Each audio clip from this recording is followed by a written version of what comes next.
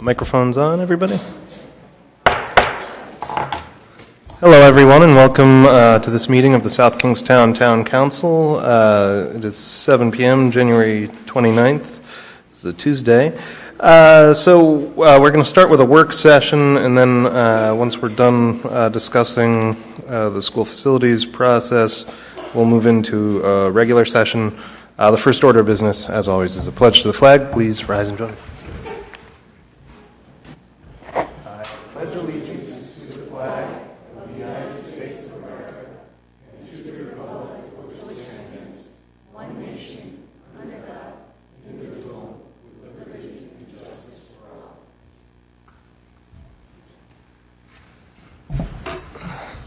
Thank you. Council President Collins. Here. Council Vice President DeCruz. Here. Councilwoman Kelso. Here. Councilman McAtee. Here. Councilman Vealy. Here. All members present. Thank you very much. All right. As you see on 4A on the agenda is a presentation by Robinson Green Beretta to the Town Council, a Stage 2 application for state housing aid to the Rhode Island Department of Education for a facility construction project. Take it away.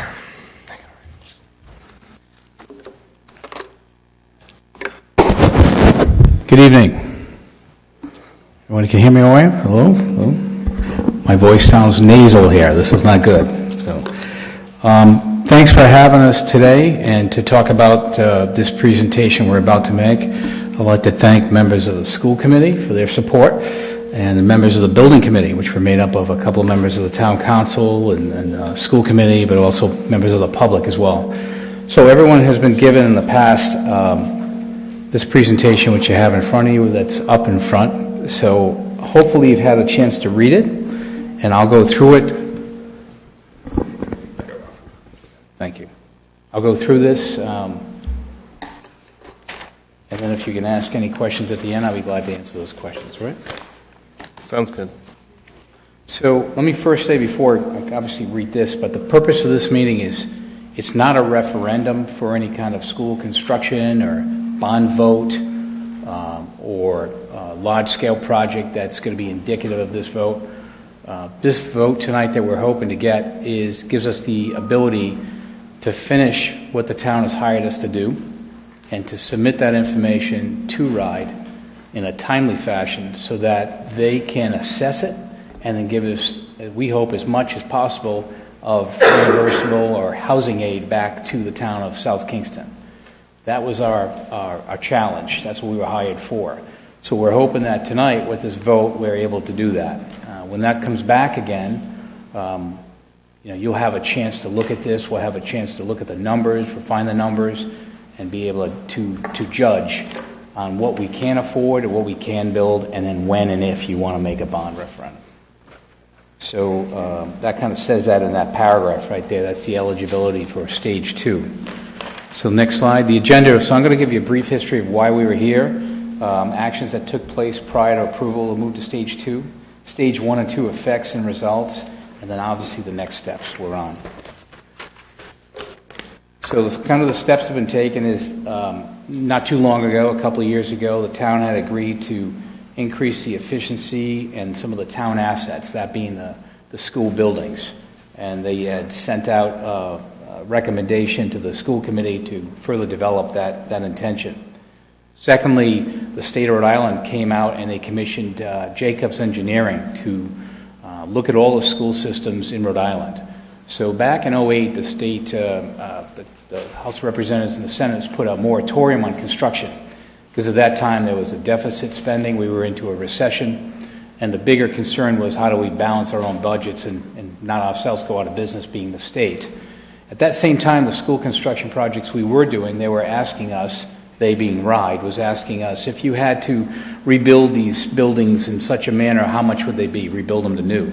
And we were kind of questioning why they were doing that. And what they were trying to do is assess exactly over those years how much damage had occurred to these structures and how much it would be to come out of that damage.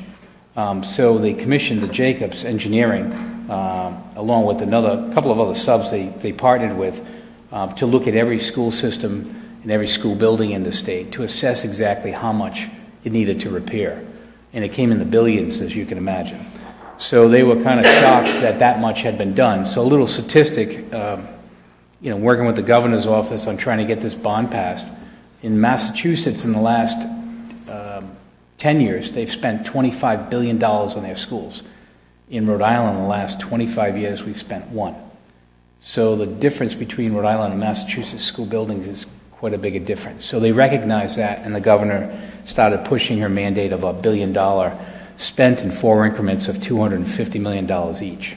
So the Jacobs report was done as a baseline to kind of get the momentum going for ultimately them passing that bond referendum that just passed last November. So what Jacobs did is, and I was listening to last night's conversations, some of the people saying that it was a flyover and stuff. It was a broad look at schools, and they had people come into every school, they assessed them, and they did that again for that reason of assessing a value. That value is how much in the state of Rhode Island would cost to then turn that over and repair the schools and bring those schools back up to the condition that they once were or they should be. That's equivalent to the state of Massachusetts or Connecticut. Next slide, or next bullet. So South Kingston authorizes at that point RGB to do a stage 1 and stage 2 report. So a stage 1 is show me I have a problem, and then number 2 is define that problem, prove you have a problem. And then once you do that, then I'll put that into an equation. In that equation, I'll give you some reimbursement, and then if you want to go to bond or if you want to do it out of your own capital, you can go to stage 3. And these projects go anywhere from $250,000 all the way up to $200 million, depending on that, how much you can assess in stage 1 and stage 2, but also how much the town can stomach of that too. Don't forget, if you're accelerating from trying to get it up to Massachusetts level in the last 25 years, you're not going to do it in 1 push or even 4 pushes. So the intent of the $250 million is to go every 2 years to have a bond referendum for another $250 million. Every year, the state legislature puts out $80 million a year for capital fixing on school buildings. So this is an addition to that. So they've set aside some funding and some processes, and it's not going to happen all at once. It triggers over years. So there is money in there for every school system if they so desired. And also this year they came out with security money, which I believe was capped at $500,000 for a limit if you could apply and got that, which we did receive that. So we did the stage 1 and stage 2. We're about to conclude on stage 2. The next one is the premise of the stage 2 would be some of the requirements of RIDE, of which independent engineers now have to go back into the buildings and they have to look at these buildings to find out if further damage was done since the Jacobs report, or if perhaps Jacobs missed something and they recalled something else. Those independent engineers come, and they were hired by us to do that work, and ultimately hired by the town. Additionally, the educational facility master planning is a requirement. This is a requirement of the state of Rhode Island. So the state's going to give you free money only if, and I use this expression all the time, if the state of Rhode Island said to each one of us they'll give us an extra $1,000 at the end of the year, but you had to wear a gray suit on a Tuesday night. I don't think I'd be the only guy up here with a gray suit. So they have certain limits that they ask people to do in certain parameters. So one of those is that master plan. And what they want out of that master plan is to look and see how schools have changed, how learning has changed, and how it's developed with the use of either technology or different types of learning. The third way is greater incentives. So they give you these greater incentives to do different things, whether that be consolidate your schools or making new instead of old, or renovating the entire school, or energy efficiency, security, and whatnot, and I'll go into that in a second. So there's been a little controversy about exactly what is the definition of a 21st century school. So it's made up of different types of skills, but when I went to school during the 70s, in elementary school, I don't want to age myself, I did graduate in the 80s, so anyone knowing for that. So when I went to school then, everyone was, as Rob Hendricks, our consultant, said, cells and bells, which meant that you stayed in that classroom from 9 to 3, and the teacher was in the front of the class, and you learned that way. Well, some of us that had difficulty learning would look out the windows, would look at other people around, would throw things around and get distracted very easy. But when the teacher rolled in a movie, then I could hit it right away and I could get an A on that test. That's how I learned. And it wasn't until I was older that I realized that I could learn different ways, and there were different ways and techniques to learn. So that's how kids are today, the same way they were before, except the techniques for understanding that weren't there back in those days as they are now. So now they're understanding that the space and the environment which the kids are learning in have to be adaptable. Also, and additionally, everyone carries around one of these things all over the place, and you learn by these things, whether you check your flash briefing or not during the day, or you're checking answers on homework assignments, or whatever they're using for. Hopefully they don't cheat and stuff like that. So that's kind of the definition of a 21st century type school modification. So the next slide talks about, and I'm not going to actually read this whole thing, but this is the actual language that comes from that stage 1, stage 2, where they instruct who's ever doing that to follow education specifications. So education specifications are when you go into a school and you look at the courses that they're teaching and the programmatic areas, and put those into the 21st century model, how things are done differently, which I'll explain in a second. They still have classrooms, but other components that are around it. And I highlighted on the bottom, I wasn't highlighted on that one, but I highlighted on the bottom the educational specifications, because that's an important trigger. Because that trigger is going to separate you, where it's going to bring your 1970 or 1950 school into that 21st century block, so those people can understand that. That's also a trigger for RIDE to look at that and understand that they check a box. And if you get all those boxes checked, then you apply for that reimbursement, and then you'll get that reimbursement for that. So next slide. So more of the 21st century learning environment is what exactly the district will gain as a result of it. They'll gain collaborative spaces that are done together, which I'll explain in a second. Project-based learning, use of technology with the learning, integrated STEAM, which is an education approach to learning using science and technology, and maker spaces, which are lab spaces designed to meet specific needs, giving students time and space to move, create, and innovate. And then blended and digital learning is when you take that technology and you actually integrate it into the learning environment. Again, when we went to school, we had computer labs. We'd go there and use the computer.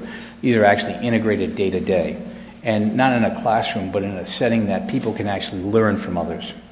So the next couple of slides I have here, I show you examples of some of those spaces. I wish they were a little bit larger. These are collaborative spaces where you learn in a different way, rather than, again, cells and bells where they're all lined up. You learn them in a configuration where students are in different pods or together in different collaborative groups. The next slide talks a little bit about project-based learning, strategic use of technology to allow students to connect to the content they are learning. Again, a different setting. It doesn't look like anything like a classroom that you and I went to when we were younger. But these are what they're finding is a better environment for our children to adapt and learn in the environment that they're in now and learn more successfully. Next slide talks about the integrated STEAM. This is when you actually integrate the use of technology, engineering, and the arts and mathematics to access points for students' inquiry, which means that you actually put them all together and they learn as a database together and collaboratively.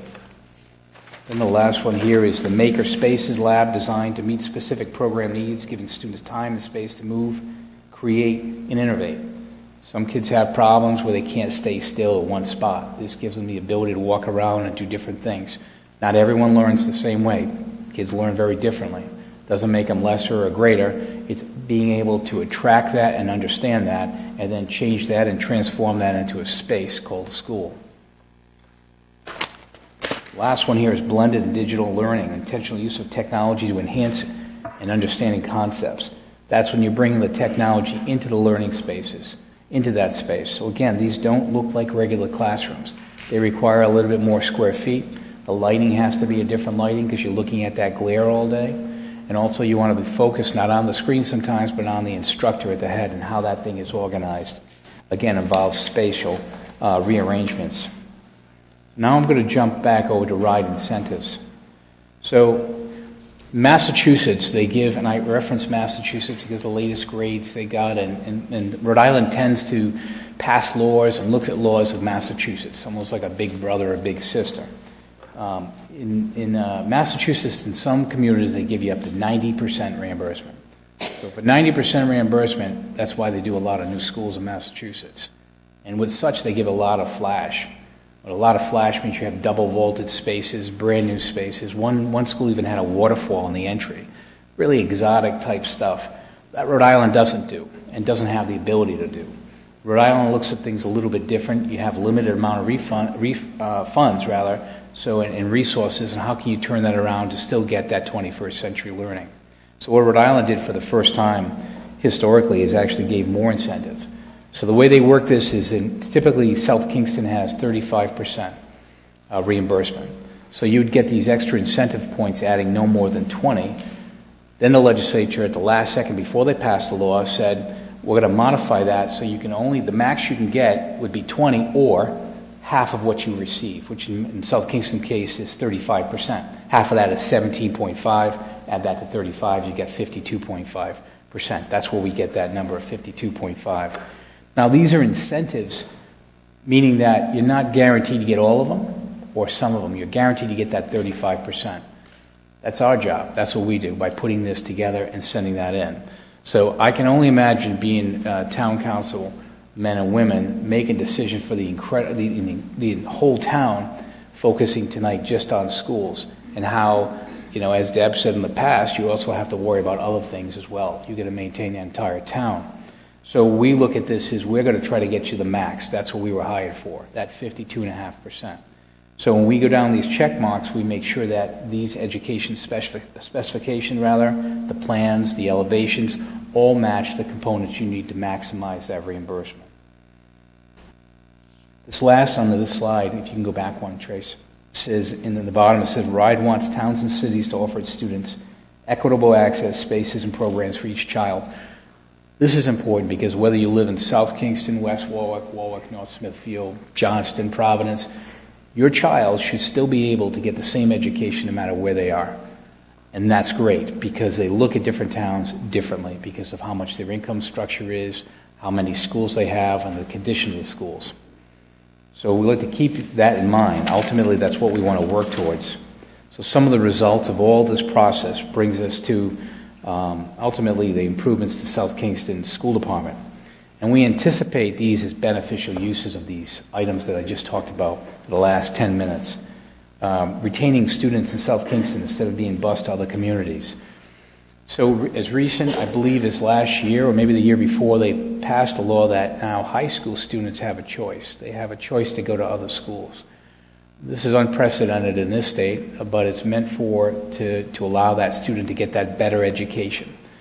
What it's doing is allowing towns and cities to look at both charter schools and other public school districts as they have this, we don't have this, we need to get that, and raising that bar. And that's what we're talking about. So one of the benefits would raise the bar for South Kingston to make it equitable so the students would stay after middle school and stay in the high school rather than be migrated to other communities. We'd create an environment of interest so that young families look. I believe Brian said at one of our building committee meetings that when he grew up in Lincoln, his parents decided to go to Lincoln because they were the best schools at the time. So I know my kids are in college now, but when we first built a house and I landed in North Smithfield originally, we checked out the schools, the first thing that we did. So I know a lot of parents do that, and you want your school system to be up there to bring those families back, because you just don't want over 55 population. A healthy town also has young families as well. Upgrade and consolidate town assets instead of waiting until they have to be torn down and build new. You look at a great building like this one here tonight, you have great seats behind me. I've been in some town halls where they have wooden seats. I don't know if they're telling you they want you out of there fast or we don't have the money to provide new seats. But you want to care for your assets. These are your assets. These are the town assets. And you don't want to wait until they're almost ready to fall down and do emergency repairs. And I'll explain that in the last one. So better air and lighting for learning environments. So again, when we went to school after lunch, everyone got real drowsy. Because in the 50s and 60s, when they made schools, they made them out of single pane glass, and that was your return air, your ventilation was through that single pane glass. The fact of the matter was we weren't getting enough oxygen. That's why we were feeling tired. So you mandate a new school construction that you have ventilation, so the kids have proper clean air, they have better lighting so they can see. There's not as much shadows. Operational savings and consolidations of certain school and energy. So with New England CHIPS, it's a priority, again, to get reimbursement all your components, mechanical, electrical systems, all have to be Energy Star or better to achieve that maximum efficiency and that reimbursement. And then meeting RIDE baseline requirements for higher education rates. So they set these bars purposely for you to make those bars. You can't eliminate some of them. You know, I know the town manager's report, he wants to spend $65 million, which is really good, and that's what we need. You can't eliminate 21st Century because they won't give you anything. So you'll get the $65 million if you want to bear it yourself, but if you want any reimbursement, you got to follow their laws, and that's how that goes. Improvements that could be applicable for 50 years. RIDE wants 80 years. We sit on average about 50 years, only because in 50 years trends change so much, you may not be even in the school's capacities that we see today in 50 years. We don't know that. We try to specify materials that last that long. Certainly that's why a lot of buildings are masonry-type buildings, because their ability to withstand weather, cold and hot, like you just saw this weekend going up to 50, and then tomorrow down to 0. So the next slide talks about possible solutions. So all that was generated through an ed spec. The ed specs went out to several meetings with the community, town members, teachers, administrators, all kind of working together. And they work together to try to find out what's the best, not for someone like myself or someone from RIDE to tell you what's the best, but from a teacher's aspect, from a student's aspect, from an end user, but also the administrators, what they saw as the need. And we all met and came up with these possible solutions. We'll start off with South Kingston High School. This is a lot like what Trish, the finance director, gave you last night. Instead of the visual of the building, I have floor plans, but it has the same thing. I really don't want to run down every one of them unless you want me to, but the thing you want to look at here is the renovation of the high school is up to 75%. Now, I know there's been some talk from some people about ripping it down and building a new high school, and certainly that would be a great thing to do, right? Have a brand new high school in a town. It's just not realistic. If I came back to you today and said it would be $200 million for a new high school, what would the tax rate be then? It wouldn't be plausible. So part of our job is to also submit it to RIDE, but make it real.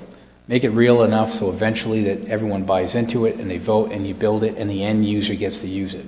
The longer we wait, that little child is growing up and going through the school system. So in this case, it's 75% for the renovation. This cost is to renovate the high school is $46 million. If you get a 35% reimbursement, it breaks down to $30 million. If you get the 52.5, it's $21 million. So in the high school, we've identified one main entrance for security. We eliminate transitions of students that currently go from the shop building and the hazard building, so they maintain and stay in the campus for their security. We separate the main office and bus traffic, again, for separation of parent drop-off and bus drop-off, so you don't accidentally get a child that leaves the school and gets hit, God forbid, by a car or by a bus. Some of the enhancements educationally are expand undersized classrooms on Columbia Street. This was done because the classrooms that exist now that were done in the 20s are smaller than what you need now when you integrate computers and computer systems into them. They also function a different use as well. And then large multi-use technology spaces are also added to try to keep up with technology and its changing.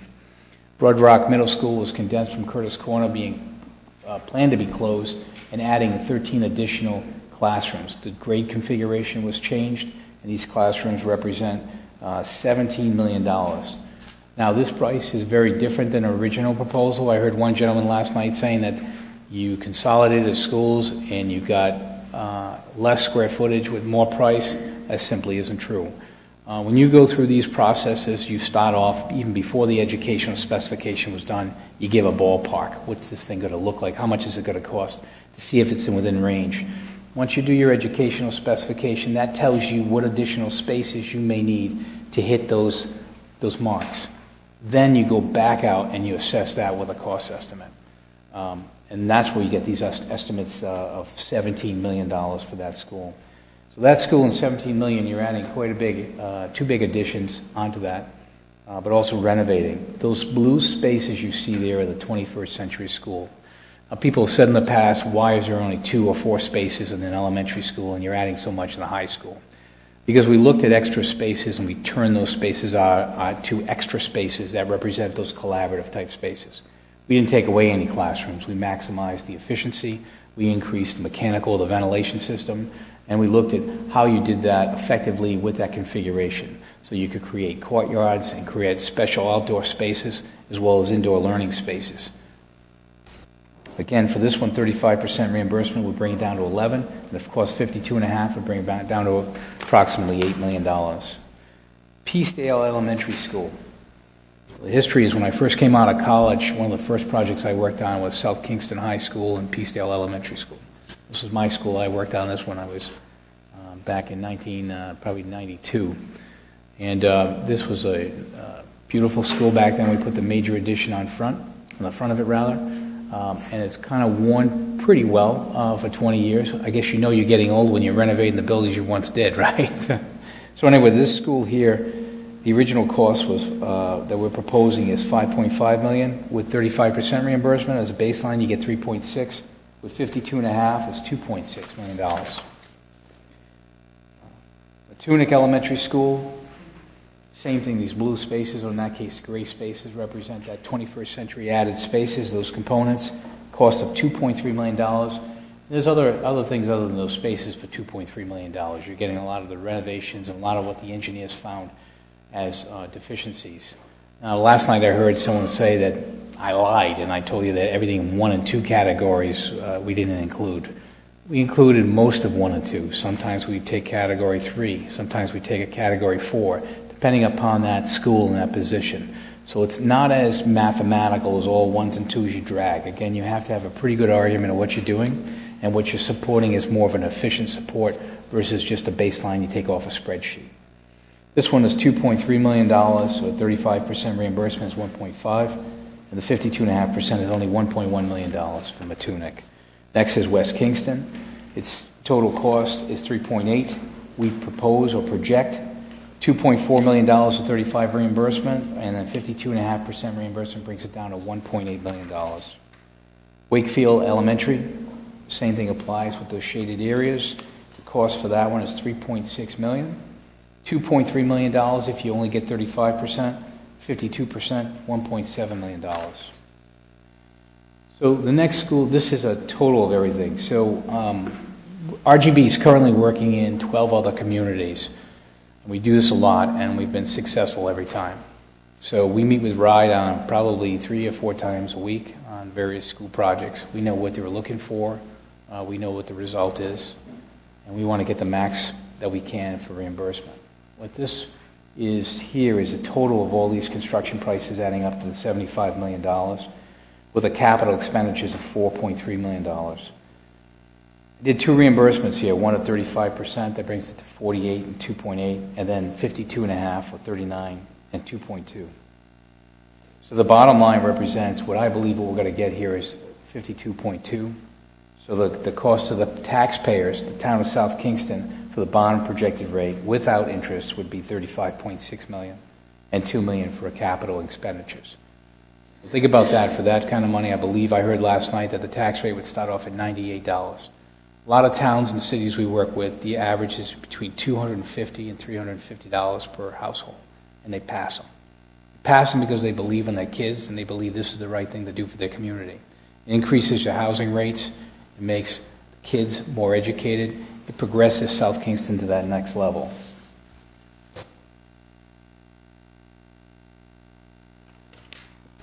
Next slide rather. This talks about some of the benefits. One is we move forward and submit it to RIDE for eligibility. We get that next step.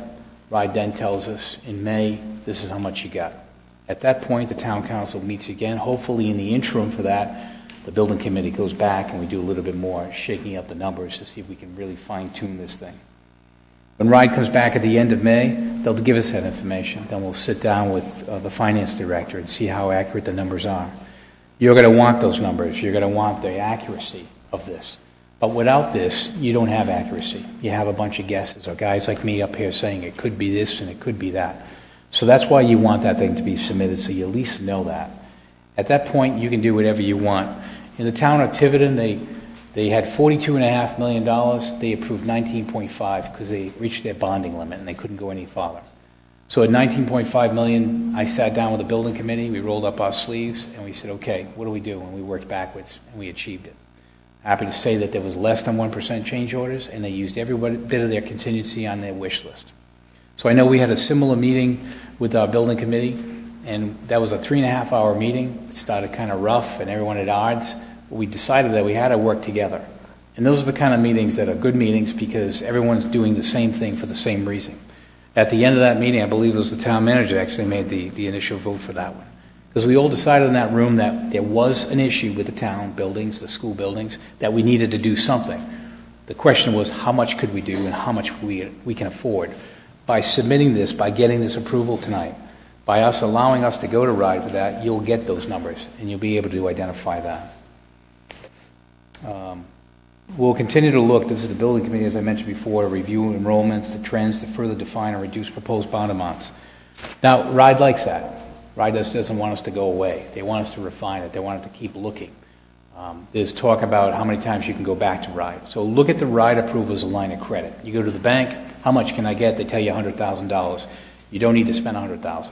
You need to justify why you want $100,000, but maybe if you only want to spend $50,000 or $75,000, at least you have that credit, and that's what this does. Next slide.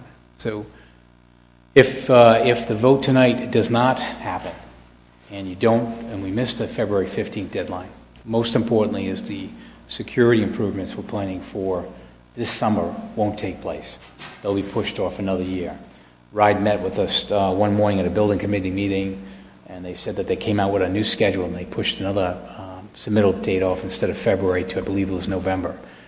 They're doing that because they're getting overwhelming with responses that are coming up. But you got to read between the lines there, and you want to be on the top of that list. You don't want to be on the bottom of that list. So you want those security renovations and alterations done this summer, and they're pretty minor, but they're pretty important. So a person can't enter the school.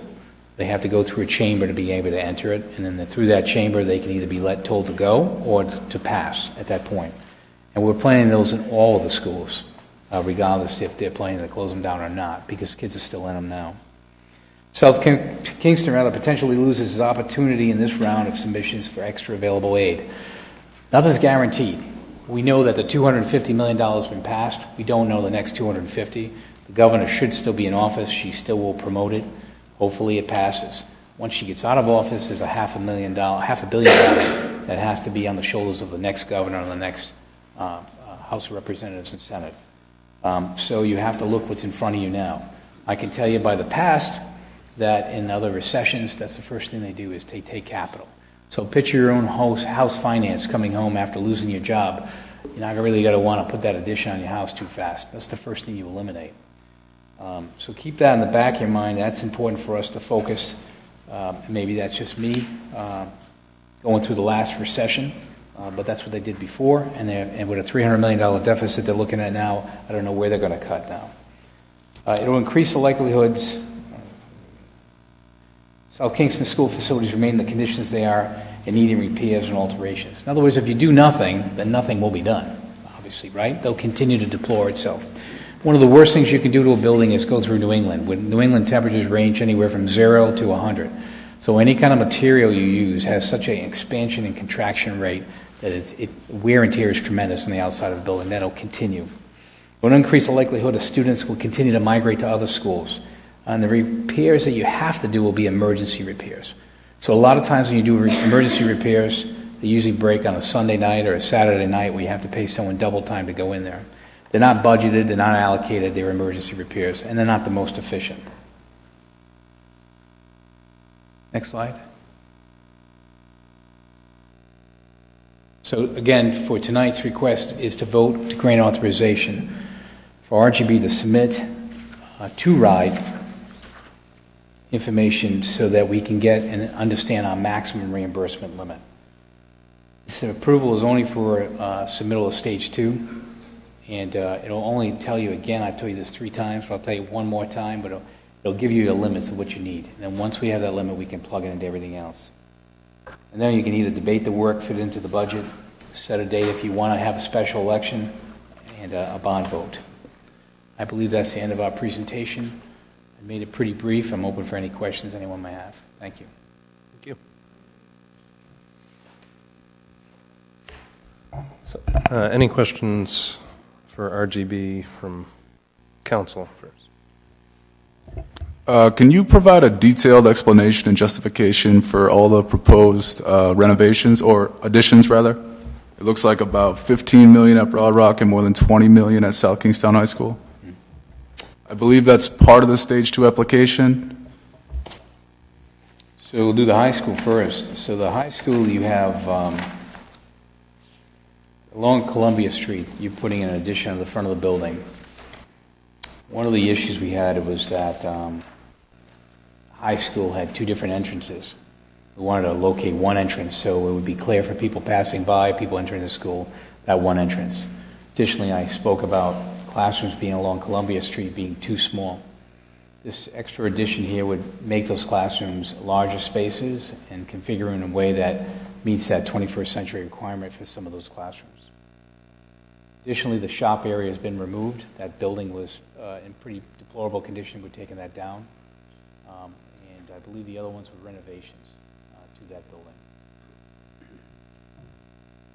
want to go to Broad Rock? Could we stop there for a moment? Now, in this detailed spreadsheet, you have this separated out: Area 1, Area 2, Area 3, Area 4, with different cost estimates allocated to those areas. Could you maybe speak a little bit more on those? Right. Sure. Want to come up here and speak about that? Tracy knows more than I do the ins and outs of each space. She in particular, she's the one that's generally put that report together.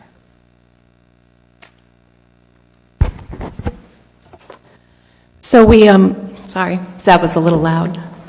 We broke it out into different phases and got it cost estimated in different components so that you could look at the potential cost of each phase and what we were getting for each option. So phase 1 is the, or section 1 is the orange area, and that was the main point of having the one main entry, bringing the administration up to the school street side, having the secure entrance, and then having the core renovations down through the cafeteria, the ramp into the library. So that's phase 1, or section 1. Section 2 would be the addition along Columbia Street. That would be a 3-story addition. That is primarily to bring up all the existing undersized classrooms, which range anywhere from about 500 to 750 square feet, and RIDE standard is 950 square feet. So we were looking at a 15-foot wide 3-story addition that would bring those classrooms up to about 750 to the 950 square foot requirement, depending on exactly which room you were in. The green phase is the renovations to the auditorium, the secondary entrance for shows and athletics, and renovations to the gym, both gyms, and relocating and consolidating the locker rooms and changing rooms to get some additional, what was it called? Like physical ed space that could be supplementary to the main gym. And then the blue is just your, mostly the interior renovations of the original wings, the science wing, expanding some of the classrooms, getting your 21st century spaces in, and toilet room renovations and upgrades. So that's how we broke it out, so that when we were first looking at it, we could give a number to each one, and the building committee could choose and select which opportunities they wanted to put forward.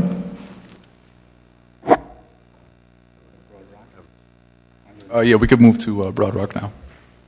I have a question on the high school, though. Is there a way to reconfigure, or, to do the area, I believe it's yellow, that has the classrooms that are too small? Mm-hmm. Is there a way to reconfigure in the same footprint without an addition and gain the right-sized classrooms? No, the only option would be to not do the addition and stay with the undersized classrooms. If we started to combine two classrooms together, we wouldn't have enough classrooms to support the educational program.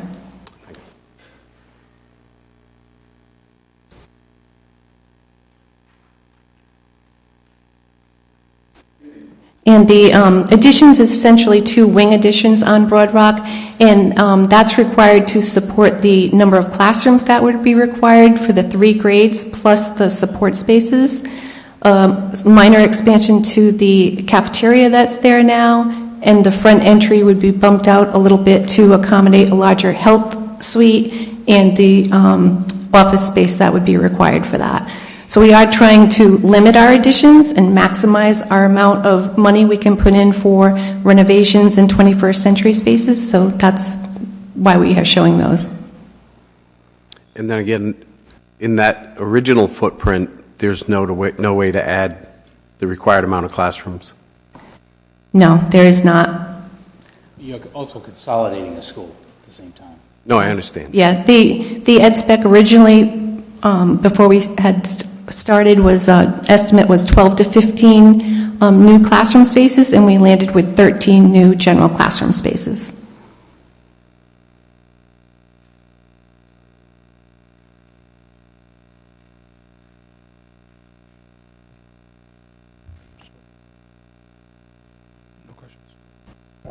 I just have a quick question. 21st century is really important.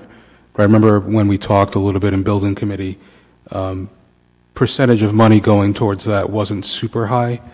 So I guess how are we maximizing, I guess, our 21st century learning spaces? Because I remember if I looked at the elementary schools, there were like 2 spaces added to each. Mm-hmm. And to me, that feels kind of minimal if we're talking about 21st century learning. Right. So at the elementary level in particular, with the 4 elementaries being open and the number of classrooms that were needed, it worked out for the grade configurations that we could allocate approximately 10% of the floor plate to dedicated 21st century spaces. So those are spaces that would be used by everyone in the school. It's not just 2 classrooms. It's opening up or combining 2 classrooms to have a learning lab or an innovation lab that would accommodate all the students.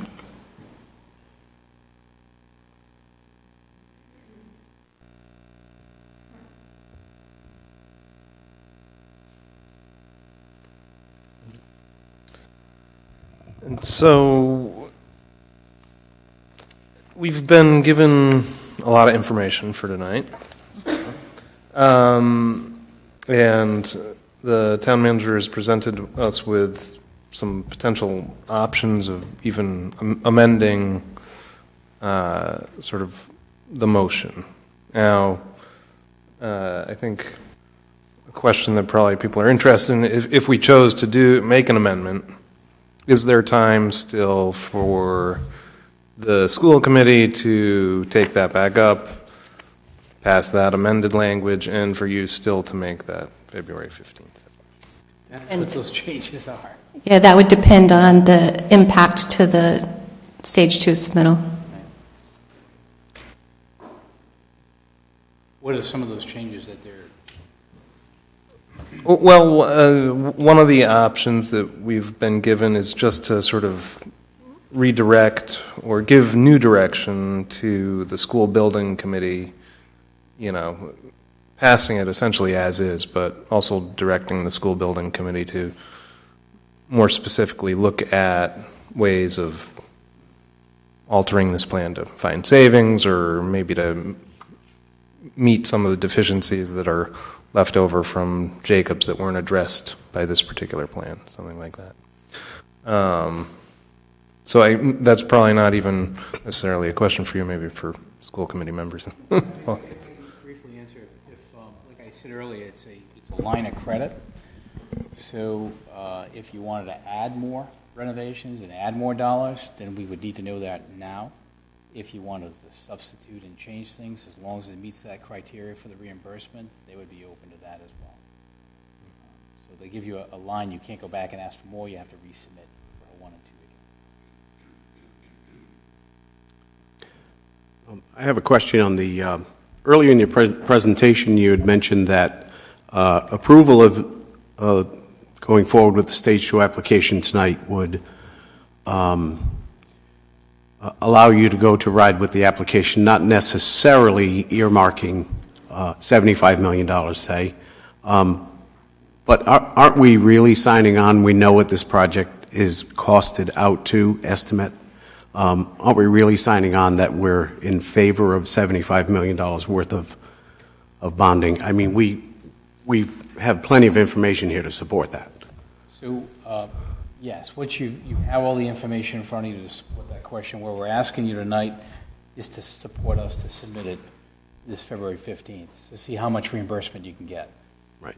You can come back after they give you the reimbursement, and you can make a change to that based on that knowledge that you get. So if that's a changed amount or a lesser amount, then you can actually put numbers to a tax rate and find out what the effective tax rate per household would be. Those things will be closed up. If you then find out that it exceeds what you want to do or are comfortable doing, you can go with a lesser amount and justifiably do that. You make an amendment, I would imagine, to the report. I have another question, just to follow up on my earlier one. Can you explain to us again in detail what alternatives to the construction of the additions were considered and why those were rejected? I believe that's also part of the Stage 2 application.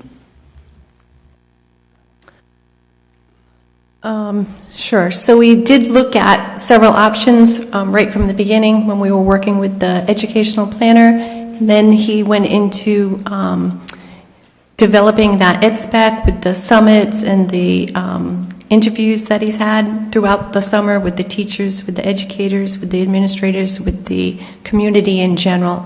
And that was the output that was generated, and the ed spec is the source that the building then followed. We then looked aesthetically at different various elevations. We presented those in front of the school committee, in front of the public.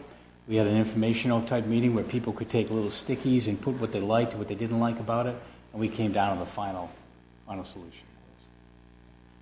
Now, I believe you mentioned earlier you've worked with many cities and towns in the state, and you've never had fail in working with these Stage 1 and Stage 2 applications. That's correct. So in the event that our Stage 2 application, if we do move forward, does get denied, where do we stand at that point? So at that point, you don't submit it to a blind envelope and pray the next night. You meet with them concurrently. They know the process all along. They have communication back and forth with you. Before we send it in on the 15th, we again meet with them, and they check all those information. So RIDE is not a body that was set up to deny. They're a body that wants to help. So they kind of coddle you in a way where if they see something that could be a potential for a deny or a lesser amount, they're going to raise that question through that process. So that's something you'll be fully aware of going forward, which will be made fully aware to the school building committee, which we will be made fully aware of as well. Absolutely, yeah.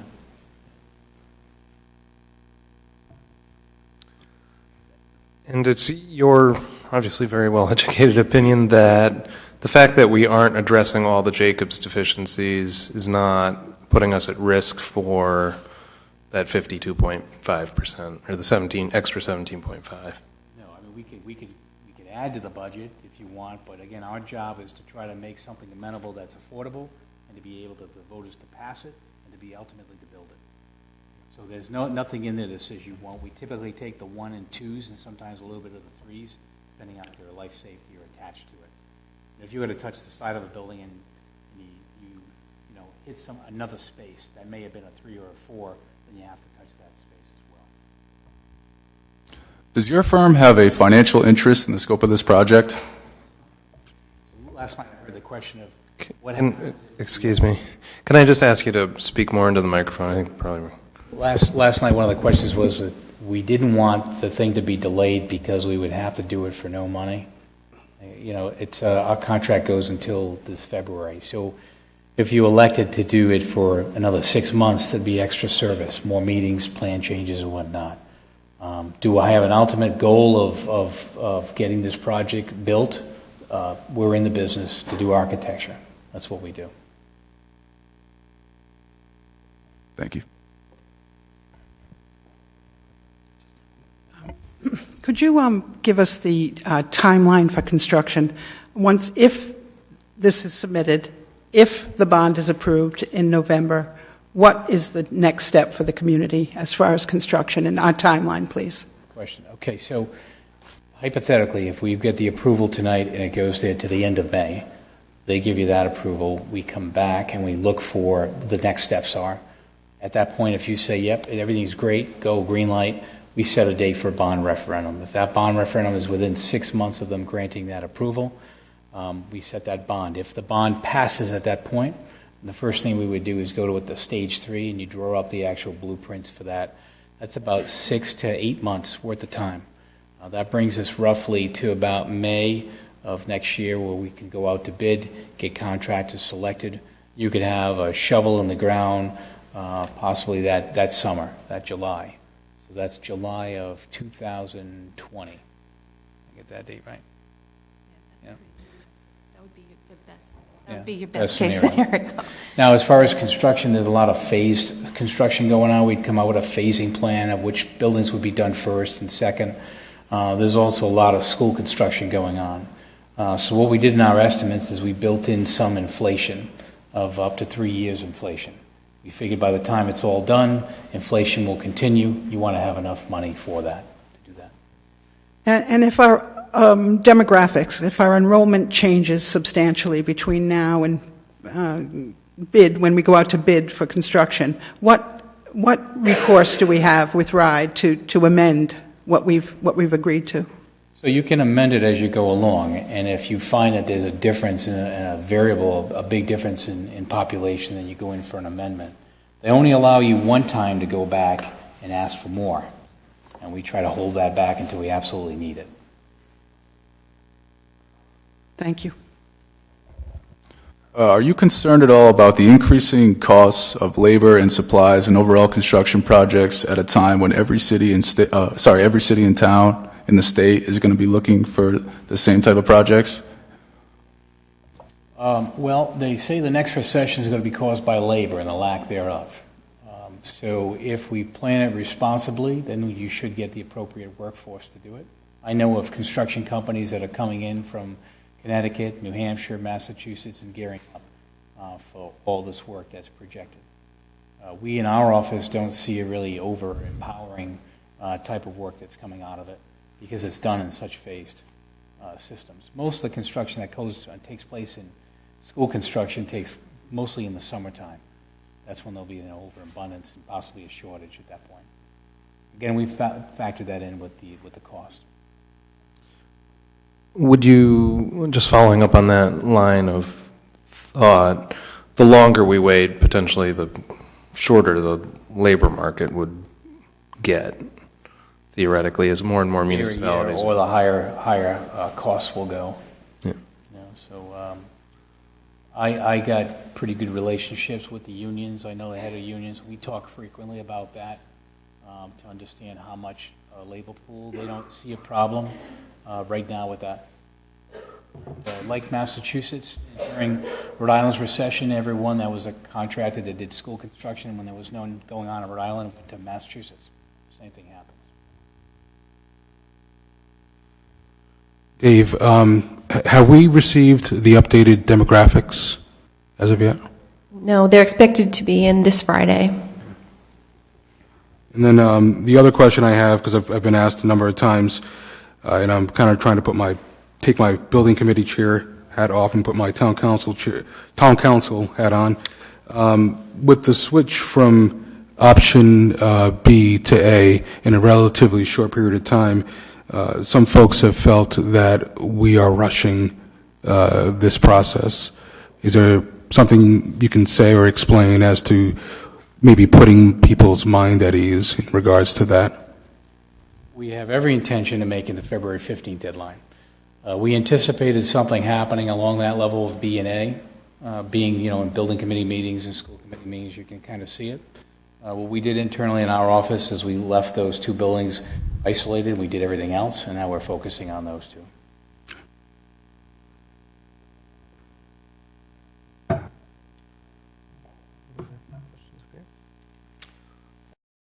Thank you. I think at this point we'll open it up to comments from citizens.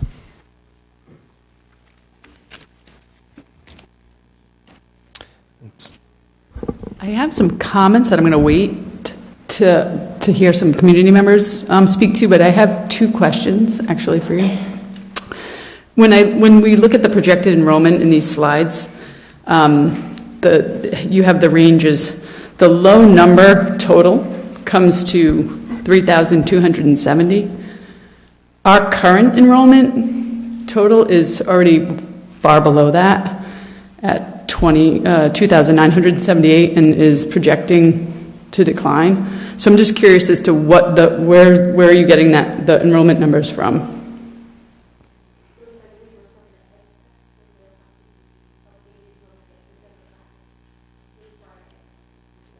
So the demographics are definitely coming in this Friday, because I know that's been asked a couple times over the past month, and I know it's not you who's doing it, but okay. All right, thank you. Would it be possible maybe to get a microphone for that table, or at least have them?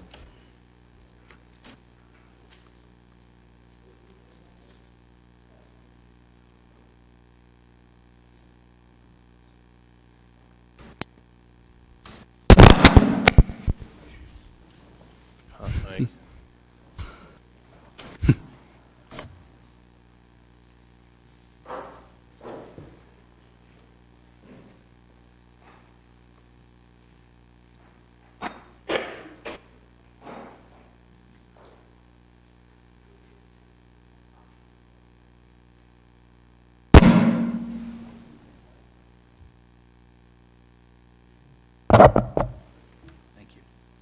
Thank you.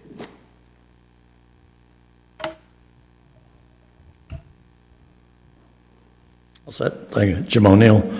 A couple of questions to follow up with Roy McEntee's comments.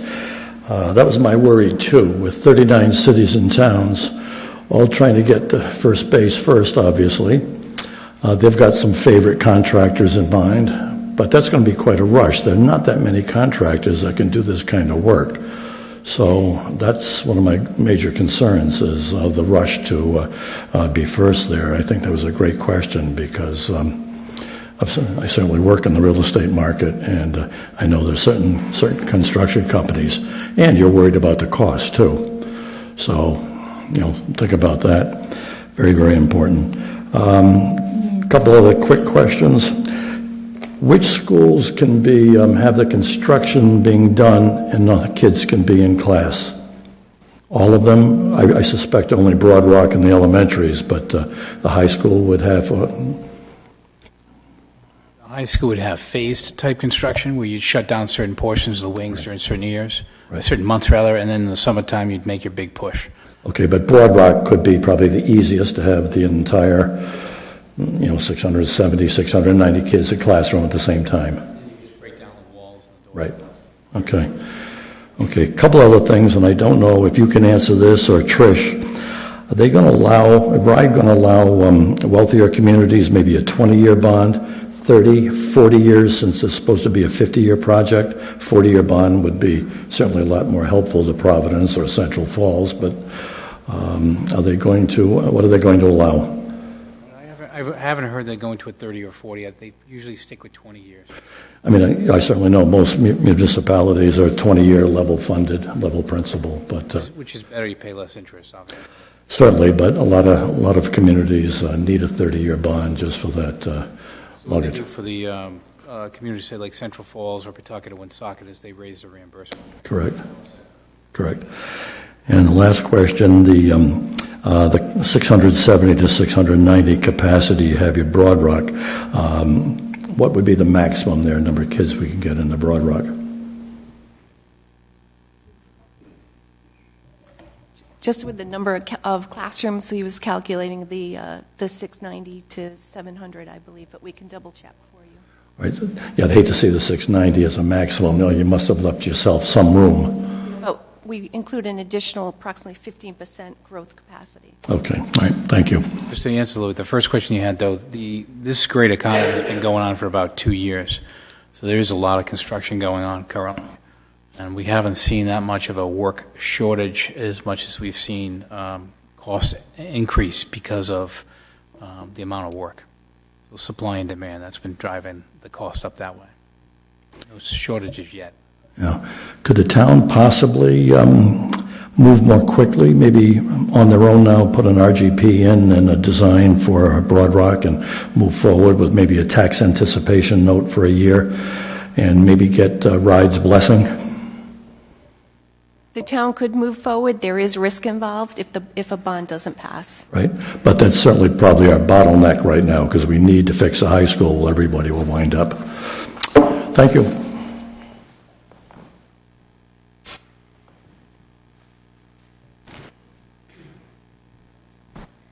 Hi. I just want to follow up on what Kate was saying, because I think what happened with the numbers for each of the elementary schools was that it wasn't switched from option B to option A.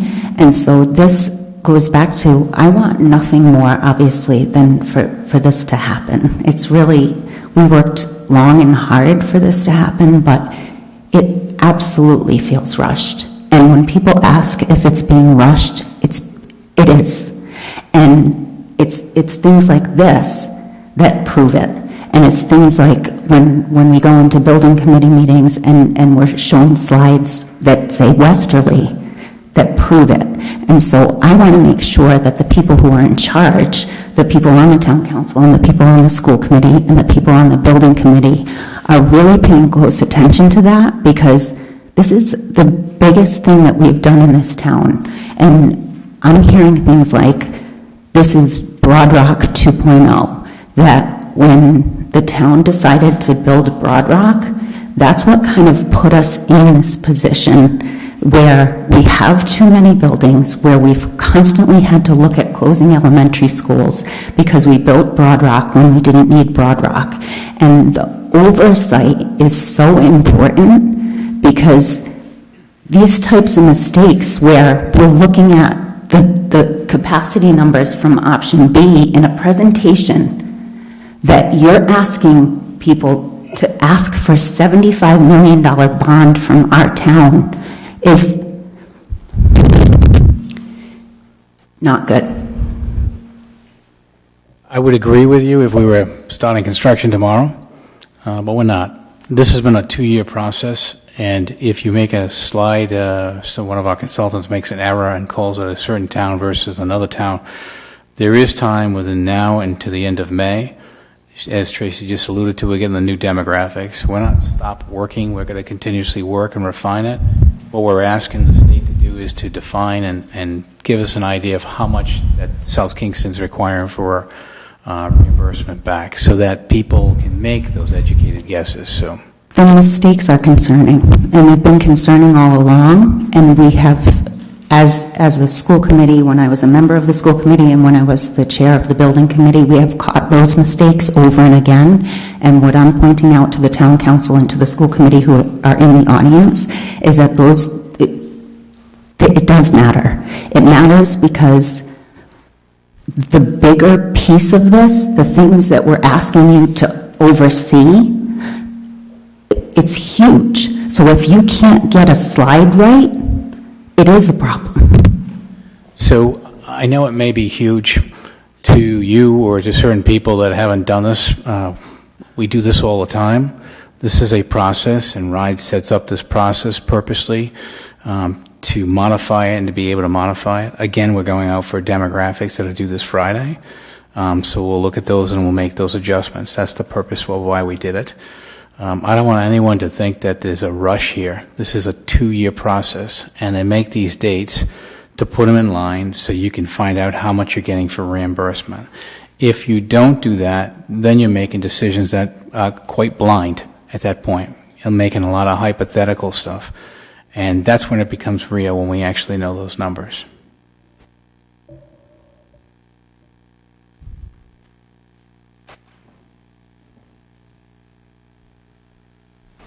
Lauren Weinstock. Ooh, that's so loud. Just to speak to that point, sorry, this is super loud. I think that part of what we as a community have really struggled with over the last year or so, since we got the original options, were all the hypotheticals. Lots of rumors, lots of questions, lots of RIDE is only going to give us 35%. I think that's fed a lot of anxiety, angst, hostility, to a certain degree, excitement. I wish there were more excitement over the plan. And so what I'm really excited about in moving forward stage 2, which I really encourage the town council to do, is that we will have those answers, finally. We will know from RIDE what level of reimbursement they're recommending and approving, and it takes away some of the question marks that we've really struggled with about the size and the scope of the project. Because once we have that information, as we've heard tonight, and as we've been told all along, this is an iterative process. This isn't the final plan. And while I understand there's still a scope that needs to be approved to a certain degree, that can be changed. And we won't be able to do that until we have this information from RIDE. And we won't have this information from RIDE unless we move forward in the process and continue in the pipeline to be eligible for the maximum amount of reimbursement. So I wanted to thank you for that point around the hypotheticals, because I'm really ready to move beyond the hypotheticals. Thank you. I could speak on that for a second. Dealing with multiple towns, South Kingston is not independent from every other town and city in Rhode Island. You have generally people that are for it, people that are against it. And then in this town, we try to stay apolitical, not go one side or the other side, just the facts.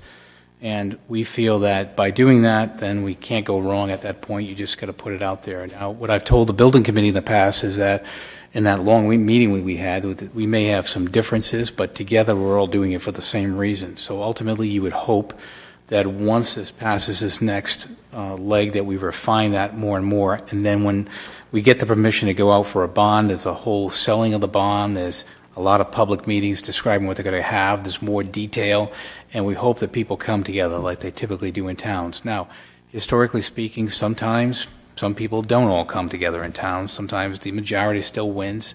The building goes up, it's good, and you never hear from those people again. I can only tell you what's happened in the past, and what we try to do is promote that team building and that type of community, type of atmosphere by giving the information out. It's not easy these days with Twitter and Facebook coming at you from different angles at multiple times. So we try to just control that information into a building committee, get the building committee on board. This town has a great representation from the town and the school and the public, and to get that information, the correct information out. So it's actively trying to do that.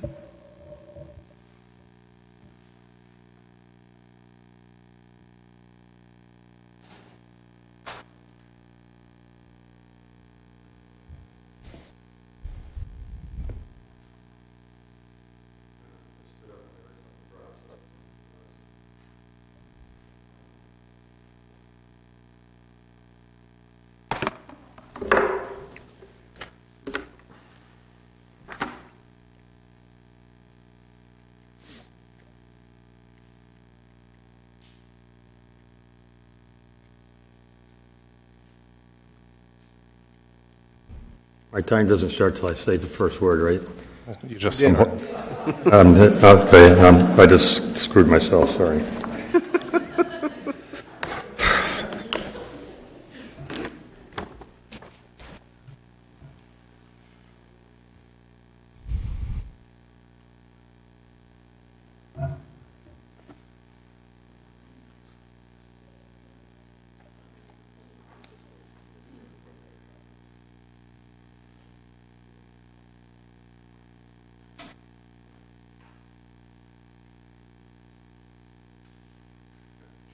Give us a handful.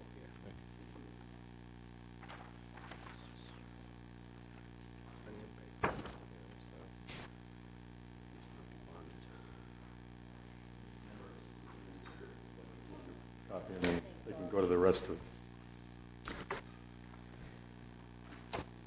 Hopefully I kept one for myself. Maybe not.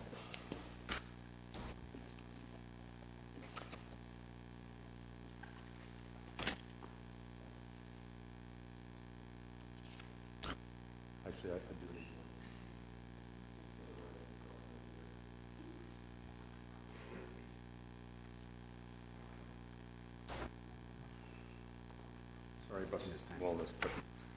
Okay, so actually I have this. I have all this 5 minutes, okay, Doral? Just start. Actually, I have all this stuff on a flash drive. I don't know if you can put it up in the thing, but anyway, so this is a spreadsheet listing all the deficiencies from the Jacobs report. So what you want to do is go down to the bottom section there. So what you see is there in the column 2 in the bottom says RGB high priority items allowance, and then as you go across from there to the right, for each of the schools, you see Broad Rock, Matunic, Peacedale.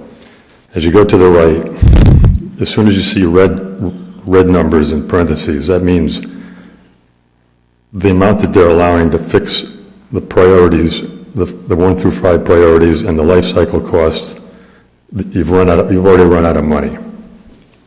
So as you noticed, every school that's run out of money by the end are elementary schools. Okay, this whole project went off the rails almost from day one. It went off the rails because, for some reason, the consultant made his own decision that this town couldn't afford or didn't want new buildings or new construction. So, and everything that RGB has done since then only modifies portions of all these schools, small portions. As a matter of fact, now that we've gone back to option A, the amount of actual renovations to the elementary schools is so small that it's not worth the money. The only thing we should do with the elementary schools is put a good security door on there, and don't spend any more money on them. And just, as you accumulate that 3% or whatever to fix buildings over every year, you can use that money to, fix the roofs and stuff like that. We would be much better off if we took all of our asset money and put it into the high school.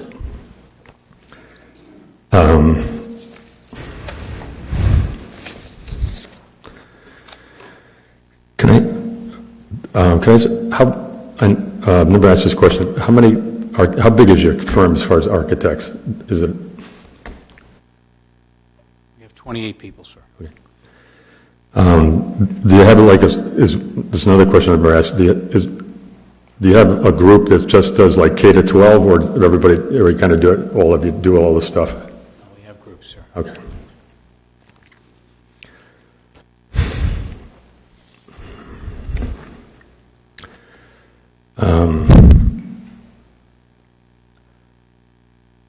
This whole year and a month now, 13 months, I've been coming to these meetings, RGB's here, and I've been waiting to be wowed.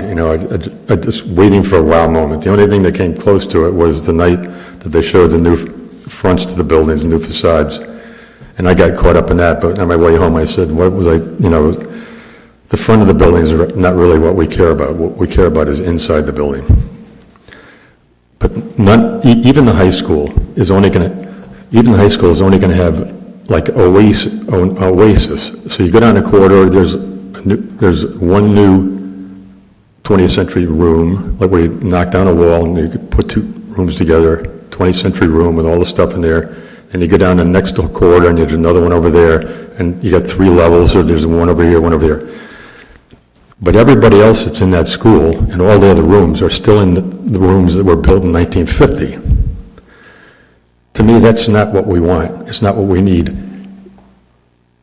We're hemorrhaging kids out of here and going to other high schools. And you've heard tonight that this is happening all over the state. So how about when all those other high schools get new high schools, or really renovated, upgraded high schools, and then they have their own CTU programs? The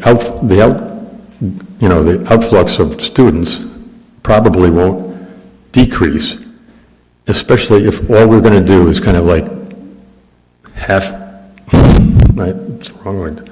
I'm trying to think of the word without saying something wrong. Doing half the job. It's like I want my grandkids in 3-4 years to walk in that high school. Well, my oldest one, the 12-year-old, will be ready. Of something new, new auditorium, new gym, all new. That whole first section that was built in 1950 should come down, and we should build something new. Otherwise, these are supposed to be 20-year bonds. We're going to set these things up for 20 years. You would want, I would think, all these buildings that we're going to fix or add to and whatever to last for 20 years. The elementary schools, that money is wasted. And I think we really need to wait for the demographic study to come out later in this week to see if even the Broad Rock additions are required before we jump ahead with approval of this. I'd really implore the town council to tell the school committee that we want to wait till September 15th so we can get this right.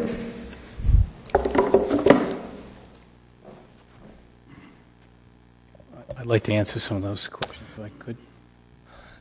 Sure. Okay. Briefly.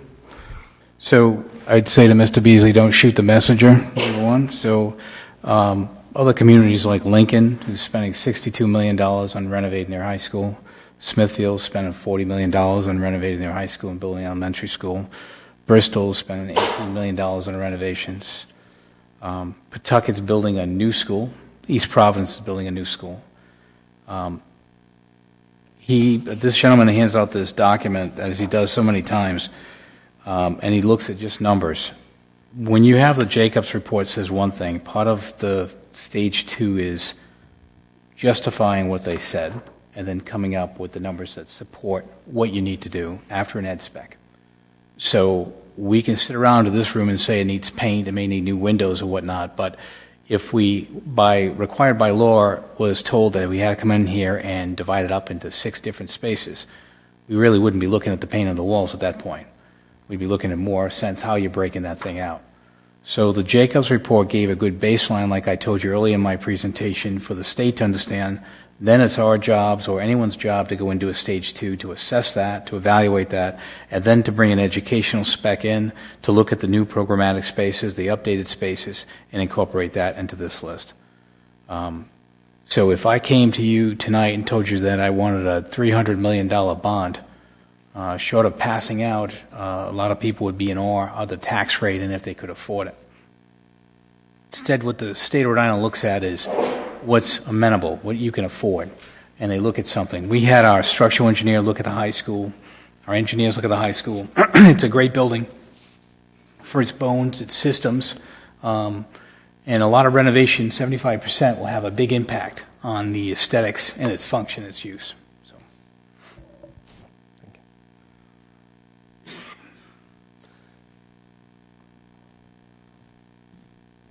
Good evening. My name is Stephanie Cantor. First, I do want to address just a few things. There was a question earlier this evening about, what would happen if you were to explore some of the other hypothetical options that were offered up in Rob's memo.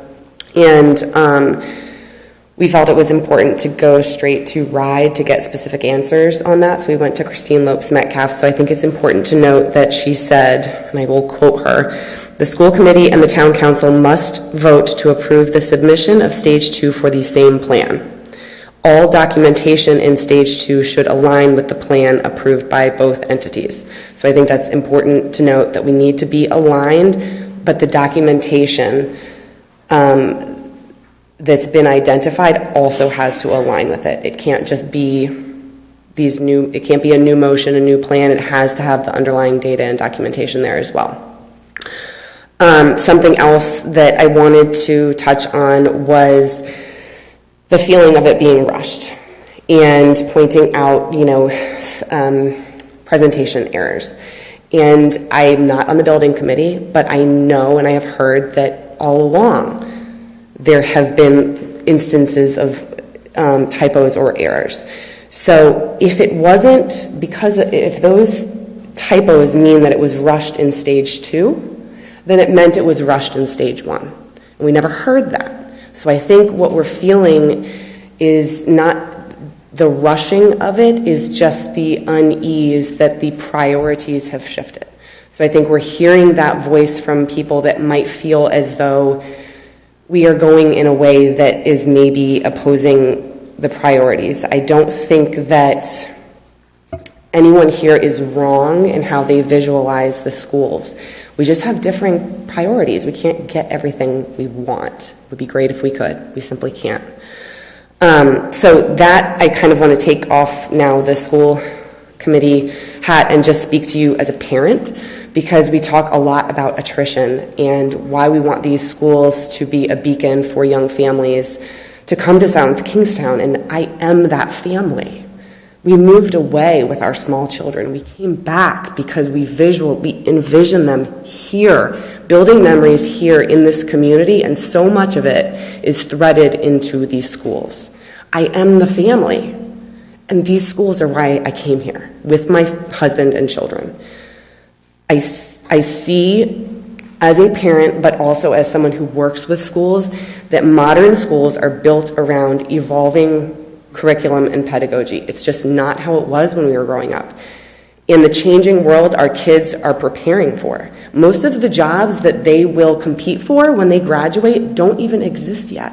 So we have to keep that in mind. We're not just kind of changing with trends. The world for our children is changing. We have to prepare them. We, in Rhode Island, are a progressive district. We have an incredible music and arts program. We have a DLI program that is essentially trailblazing in Rhode Island.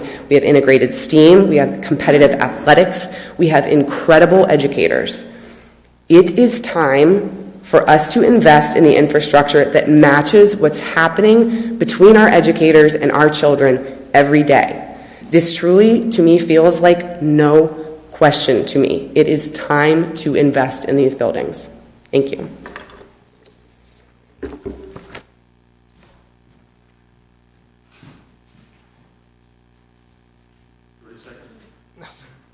I just want to, we got to give other people an opportunity.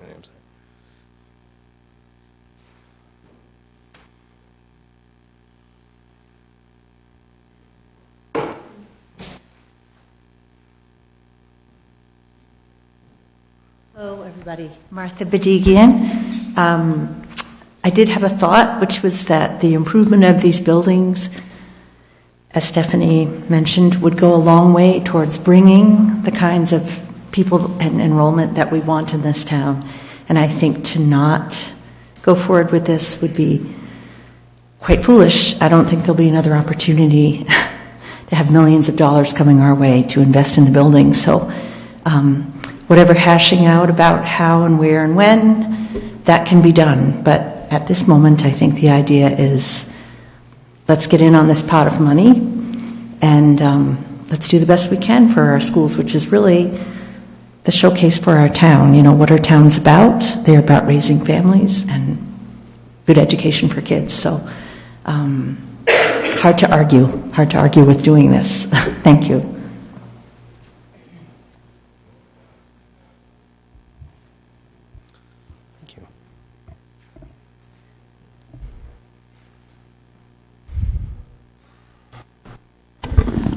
My name is Josh Daly.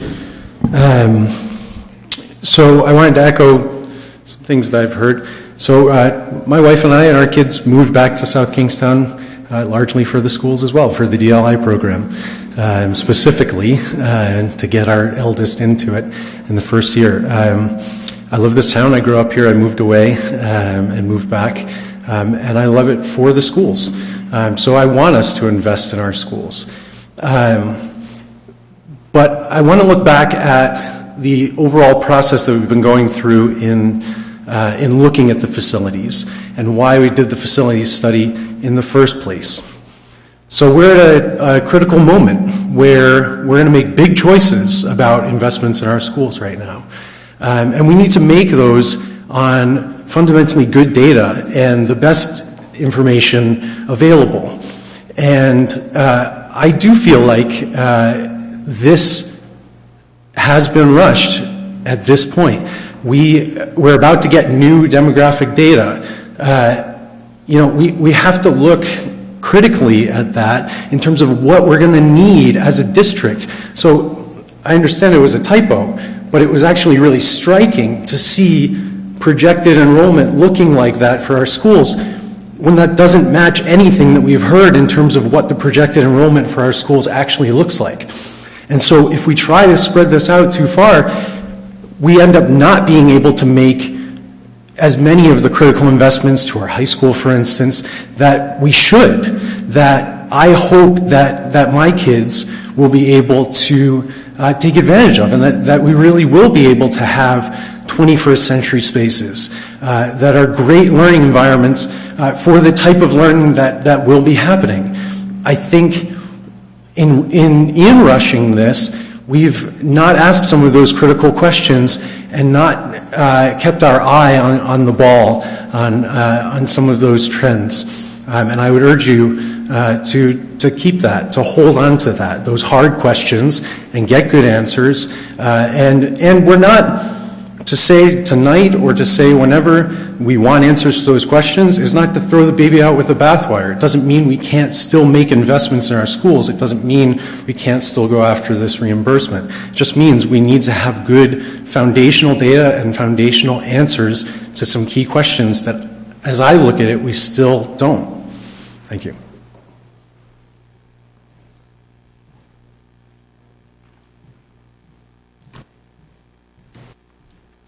Good evening, Emily Totten.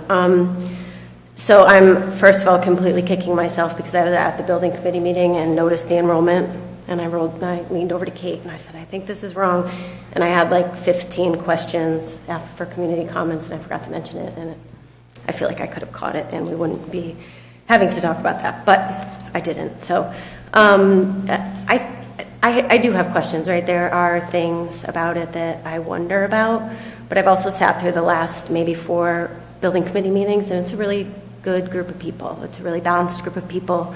I feel like the conversation around the table has been not only thoughtful, but it comes from all angles, and it's taking all of these questions that people are asking into account. They're not trying to ram anything through. They're not trying, there's people that want all sorts of different things around that table, and they are able to come to a consensus. And from the last building committee meeting I was at, it was very clear that they're going to continue to work on this, that this isn't the go-ahead tonight, which I think should happen, is not a rubber stamp to what is in RGB's plan right now. It's in approval to move forward. And the questions that we have going forward, even the operational savings of having all 4 elementary schools open has been brought up. All those things have been brought up, and those conversations are still happening. The demographic report, at the last building committee meeting, they were saying if dire numbers come in, we'll have those conversations. This isn't a be-all, end-all. This isn't even rubber stamping because a lot of this comes back to what people thought 3 versus 4 elementary schools, right? And people's stance on that kind of colors what they think right now, moving forward with this, when really most of the scope of this work is work that we all agree on, is high school work that is, and middle school, bringing the 5th grade back, having a start time that's more appropriate for the 5th grade. There's a lot of consensus in the community that this project does hit. And I think, I just want to remind everybody that the parts that we still have questions about and we possibly don't agree on are being discussed in a very vibrant way by people that I think we should all trust will make good decisions moving forward. Thanks. Thank you.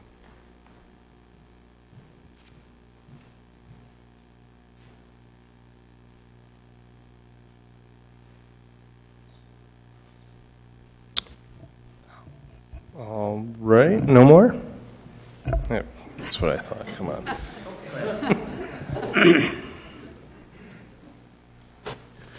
It's almost like it's a game show. You come on down. I'm not sure, but my name is Bruce Whaler. I'd like to have a point of clarification. Tonight we was discussed about these bonds being essentially a line of credit, and that even after the Stage 2 application is submitted and approved, there's an opportunity for some tweaking even possibly a one-time request for an increase, or just reducing the level of effort. In terms of the line of credit, which government body has the final say on that line of credit? Who authorizes it? Is it the town council?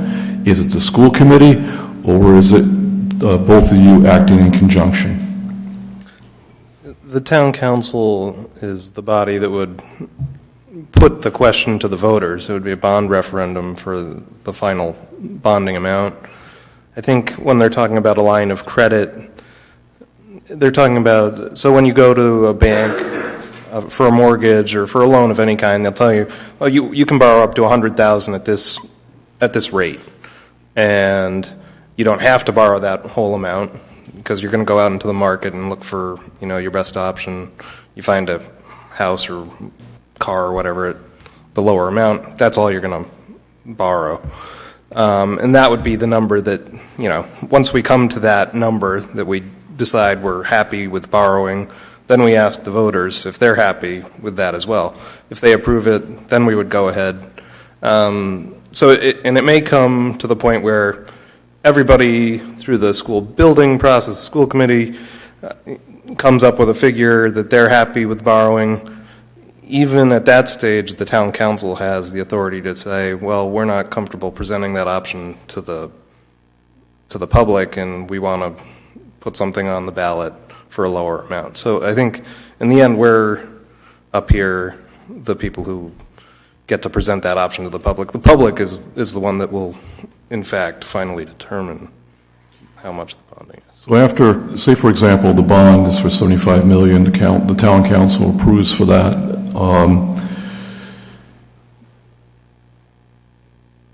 What if there's a subsequent decision or concern that maybe that amount should be reduced in terms of spending? Who makes that decision then? Again, the voters have authorized $75 million, but what about if there's a lower amount that, say for example, the town council would like to see spent? Who has the authority over that? In the event that there were a circumstance that justified changing the plan, changing the program, that would obviously be a complicated situation, but ultimately the council gets to direct the administration on the expenditure of public funds. So if we were to hit a demographic cliff, and we have not started construction, we've not entered into contracts, all of these things obviously confound our ability to stop doing something. But so long as we weren't constrained by contract, we weren't constrained by already being in construction, there were no other sort of legal constraints out there, the process would be to go to the Department of Education and say, look, these circumstances have changed.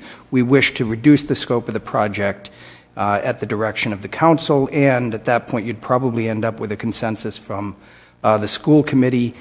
I don't want to get into what would happen if there were no consensus, but presumably everyone would be on the same page if there was a justification for a reduction in the scope of the project. Thank you. Thank you for the clarification. I'm up here tonight to ask the town council to delay voting on the Stage 2 application. I'm one of the people that also believe that it's been rushed and that we need more information, that we need to consider the total impact of what this would be.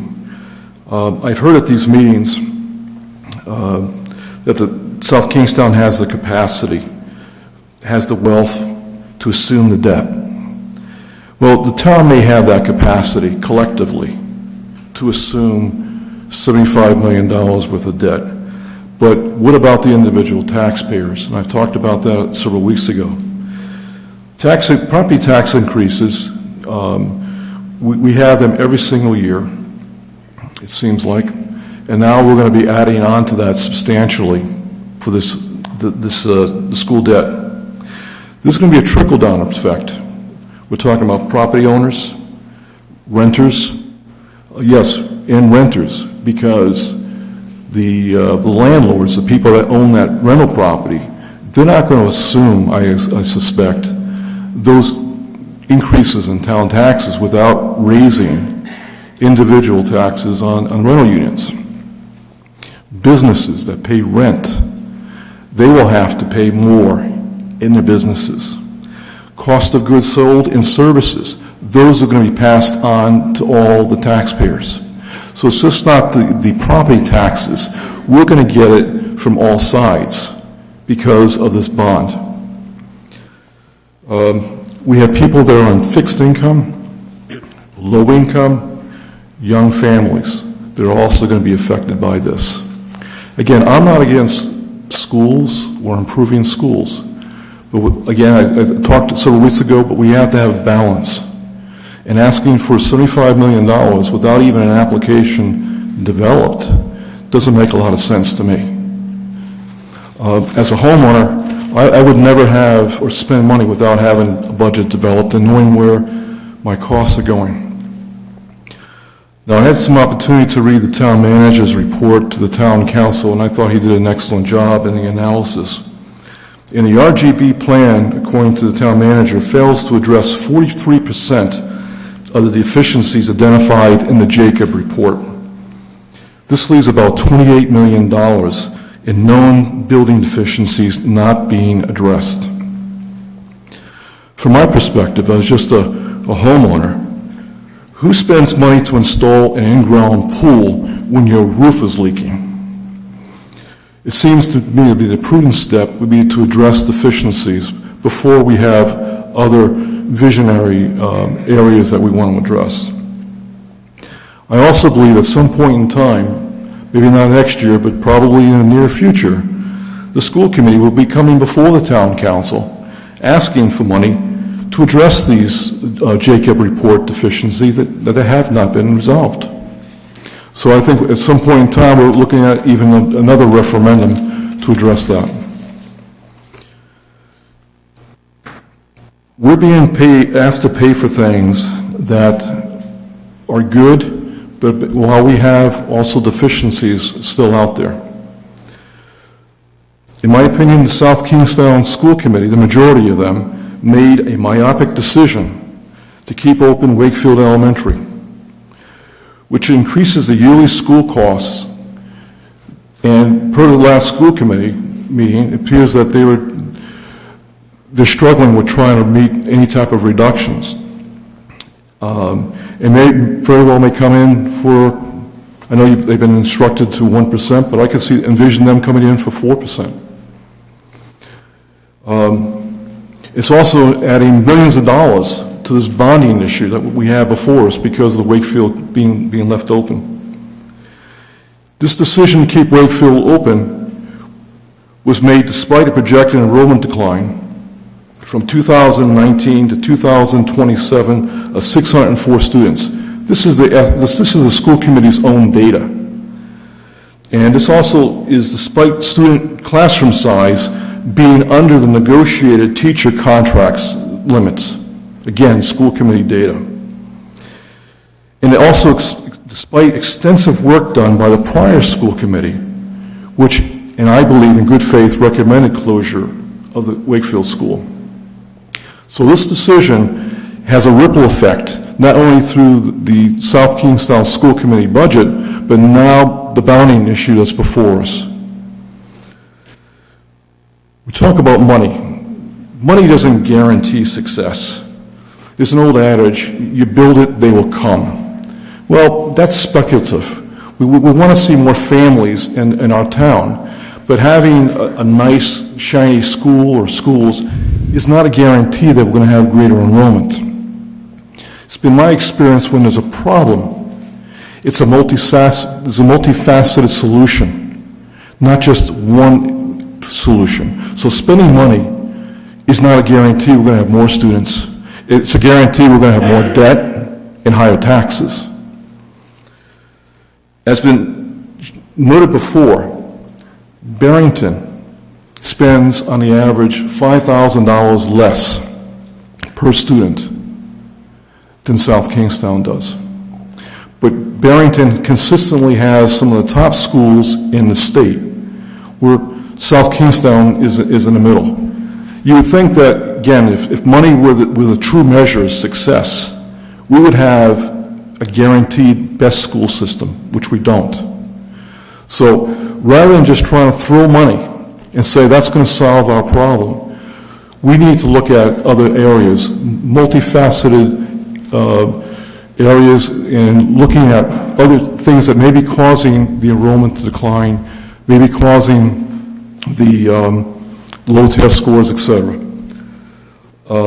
With that being said, again, I ask the school committee to respectfully request the school committee to consider delaying the application to September.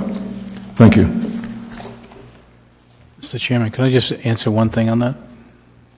Sure. Real quick. There's a distinct difference, I think, from the Jacobs report to where our engineers looked at things. Various school systems, when I just came out of in Bristol, Jacobs said that they needed new boilers. When we went in there, they were new boilers. So Jacobs would say something, it's up to our engineers then to verify all that stuff and then submit that as a basis to RIDE. So RIDE has all that information. We're not leaving things out for a later time, just to clarify that, all right? Mr. President, I'd also make note for the council and for the public, the deficiencies that are unaddressed in Jacobs include a large chunk of technological improvements to the buildings, which were a strategy for dealing with 21st century classrooms and 21st century learning space. The project that is before, that was approved by the school committee and is before you tonight, addresses our 21st century spaces differently. So there's a whole chunk of repairs that are actual additions or augmentations of current space. It's an important distinction. It's not that they're leaving 43% of the cost of falling ceilings. It's also this technological equipment. Right. And ball fields that really there's no actually for, is that that's written out of that analysis. Okay. The site improvements was completely removed from that analysis for a whole bunch of reasons. But in terms of the buildings themselves, Jacobs identified $28 million worth of improvements that included technological augmentation of the space. So if we take the technology out, the number is far less than $28 million. So I think basically we're not making a choice between leaking roofs and... To be honest with you, there is going to be some physical deficiencies that will not be addressed. The technological piece is not $10 million. It's more in the $6 to $8 million range for the whole district. I haven't got that number at the top of my head, but we're still leaving a significant number of pipes and bathroom fixtures and things like that. There is a big chunk. So one of the requirements is to look at all those things and then write that up in the report. RIDE does require you to have an educational specialist come, and that's what we did. And they look at 21st century design a lot differently, and so does RIDE. Again, you have to follow a track, and if you want that reimbursement, you can't just think about your own stuff and imagine it. So it has to be done on a method that which they approve. That's right. And again, the method here is simply different than the method that was used by Jacobs, and Cooperative Strategies was the educational consultant that participated in the original assessment. Their strategy was very technology intensive. This approach is more space oriented.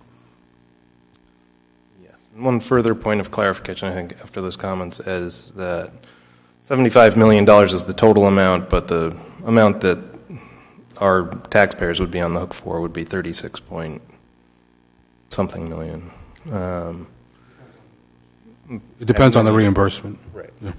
But this is the only time when we're going to get that extra 17.5%. Any other comments? I think I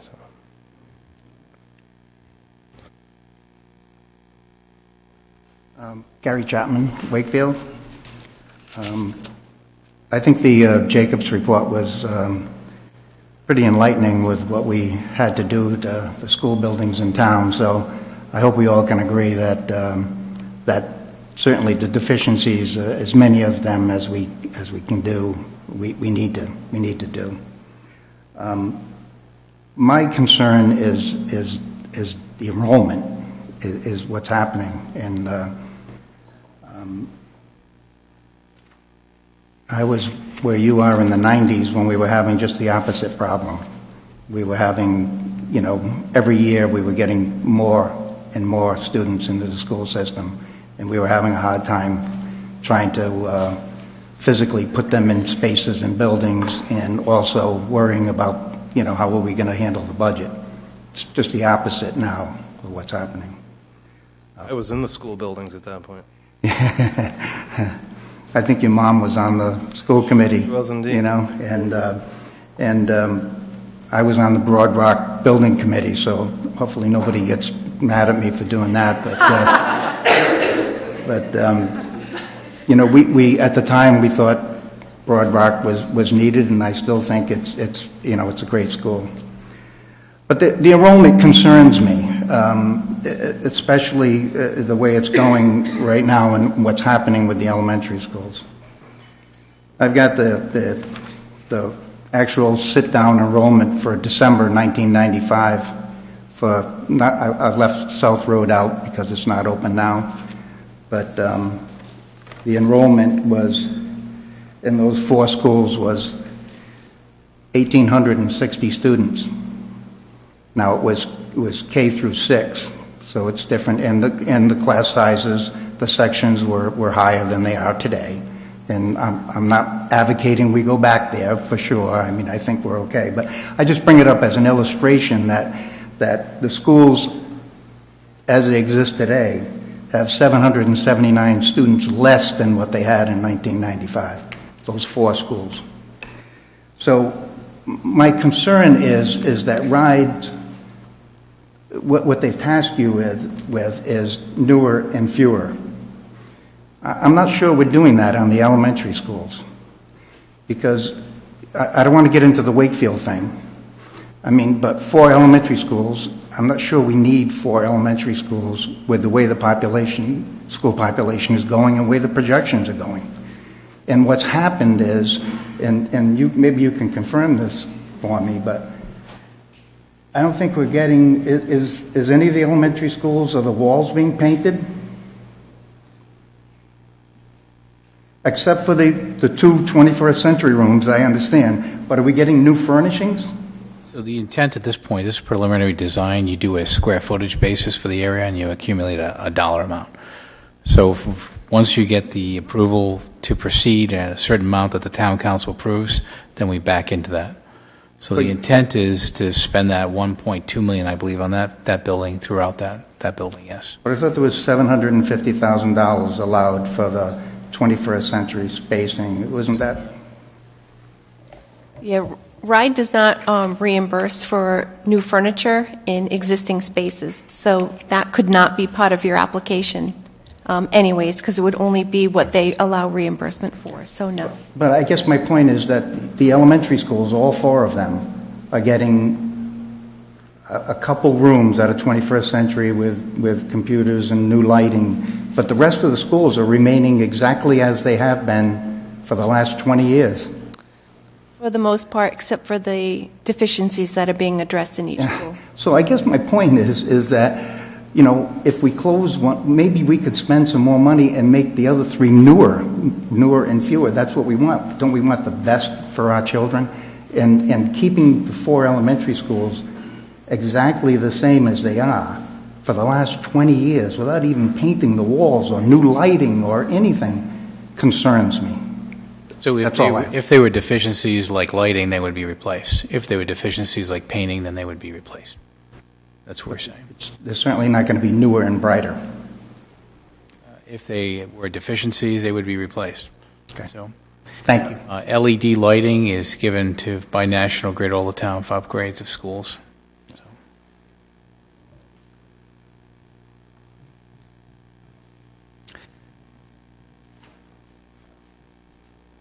Hi, good evening, Tara Apperson. So it seems like we've gotten back to the 4 versus 3 elementary school discussion a little bit here, and I just want to say that closing an elementary school, I don't think would earn any more points. Closing Curtis Corner earns us the 5 points, we hope, for newer and fewer. closing an elementary school would not earn us another 5 points. Is that correct? Correct, yeah. If I recall, if we did close Wakefield, the plan for the other 3 elementary schools was to add on to the cafeterias to accommodate the extra students. There were no other plans for painting in that scenario either. Is that correct? Yes. Okay. I also just want to say in terms of class sizes being under negotiated limits, that's a good thing. We don't want our class sizes pushed to the cap, and I think that's a big part of why the community came out and said they weren't in favor of closing an elementary school at this time, because there are too many pieces in play that we need to see where the dust settles when we get 5th grade back to the elementary school, when we redistrict, when we close Curtis Corner. We need to get those things in place.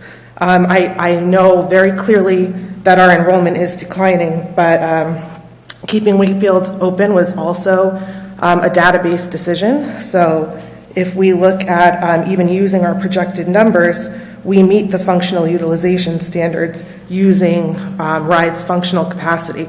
So yes, we have less students. We still have 4 schools, but our students, based on 21st century learning standards and RIDE's functional utilization standards, need more space. So we don't want a situation like they have in Newport. We want to make sure we're making the best decision for our kids, and that is moving forward with this Stage 2 application tonight. Thank you. Thank you.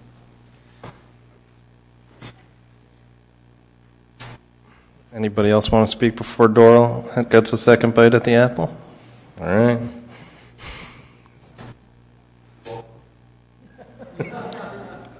No. My name is Greg Sweet, and first of all, I think we should take a moment of silence for the Saints and the Chiefs. Kind of had tough weekends last weekend. I've been here all my life, and I've been through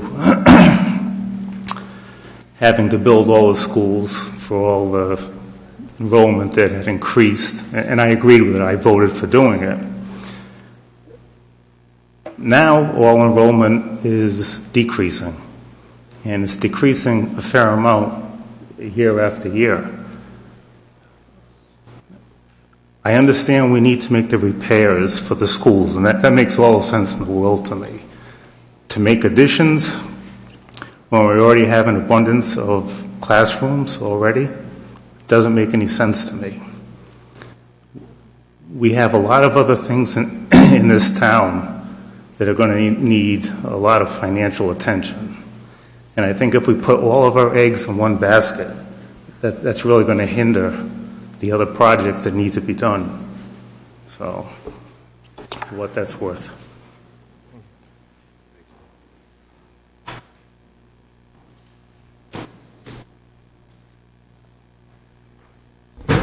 Hi. So I would just like to echo a few things that I've heard people say. And also, it just feels like after a year to 2-year process, there are a lot of people that aren't listening to what the educational professionals, the architects, the planners have been saying. It feels like we're going round and round and round in circles. To still hear people talking about the fact that they think that we could fit 6th, 7th, and 8th grade in Broad Rock School without building classrooms, people simply aren't listening. You're looking at a capacity, not at the educational usage. So it's starting to feel very frustrating, but I'd just like to recap of what the realities of the situation are, not what Emily Comiskey thinks based on looking at some paper versus what so-and-so thinks at looking at some paper, but what I think and what I believe after listening to an awful lot of people throughout the entire community, after discussing with our town manager where he thinks we should go from starting at the beginning of this process. I've reached out to him, what he thinks would make sense, what a plan for our entire district would be in terms of being fiscally responsible. I've worked with our administrative team in terms of what they feel is the best plan going forward for our learners, and I've worked with RIDE and also with RGB on and offline about, where we are going and why. I own multiple properties in South Kingstown. Many of them are rental properties. The last thing that I would want to do is put myself and my family in a situation where fiscally our properties are not going to generate the income that we need to make them wise investments. We also own rental properties on places like Block Island, in Charlestown, in Narragansett, where property taxes are an awful lot lower, and there are reasons for that. We've invested around this entire area. So I feel like that's important for you to hear, because I believe that it is important to look at what this is going to do to our taxes. So first of all, as an educator, second of all, in terms of being fiscally responsible. $60 million bond on an average $300,000 house is going to increase taxes approximately $34 a month, according to information that I have gathered. So I say 60 because we're talking about 80 at the high point, but then after reimbursements, we're talking more like 35. So let's put it in the middle just to get a number of what we're really talking about in terms of taxes. So these are clearly all projections. We don't have any real numbers because we aren't supposed to have any real numbers here. RGB has said this, that is after this process takes place. 6th, 7th, and 8th grade, to go back to where I started, cannot fit in Broad Rock. That is a fallacy. If you want to do that, you're going to get rid of your music rooms, you're going to get rid of any of your art rooms, you're going to get rid of the rooms that are set aside for special education for our severe and profound kids. I don't think that's where we're going here. So let's please stop talking about that. Bringing 5th grade back, bringing our preschool into our 4 elementary schools, that has not been done in the past. We have had K through 6 with 5 elementary schools. We now have 4 elementary schools. We're bringing our preschool out of a 6th building that we had, bringing it into the 4 buildings. That brings us to the RIDE capacity, where RIDE wants us to be going. Functional capacity of about 95% functional utilization. That has been brought to this table for months and months and months, of over a year.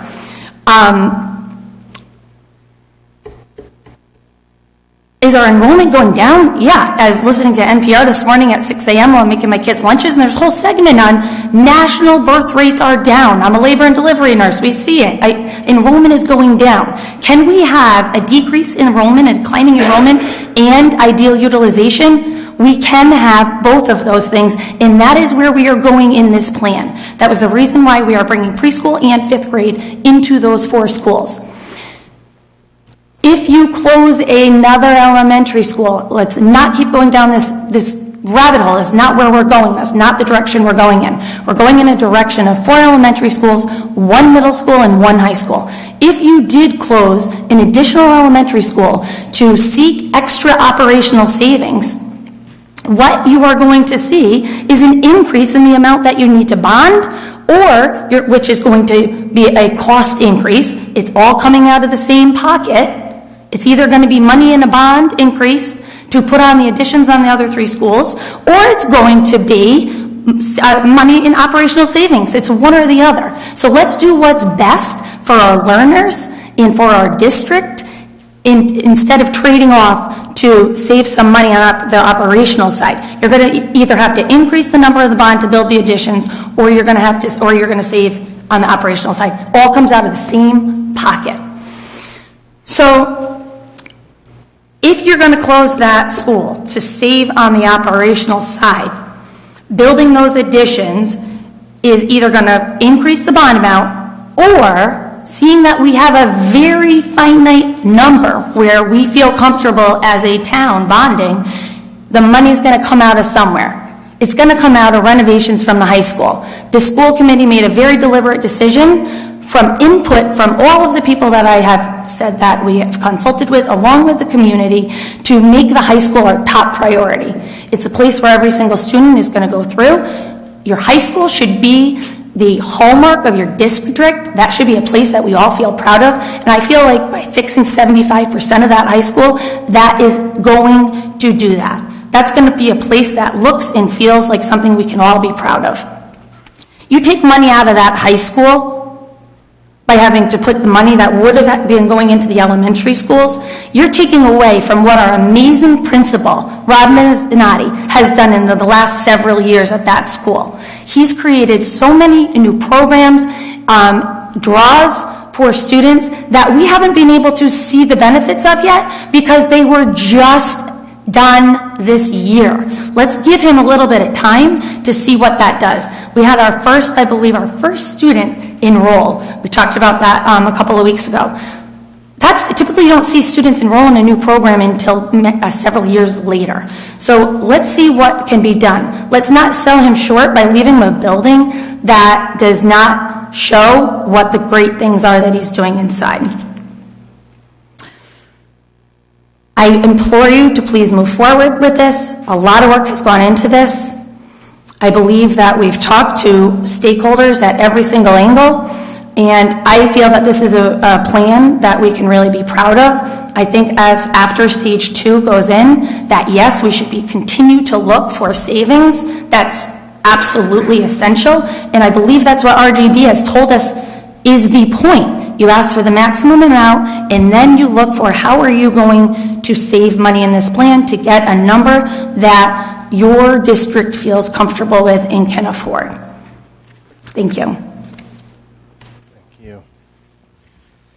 Just to try and focus us, we don't want us to stay here all night.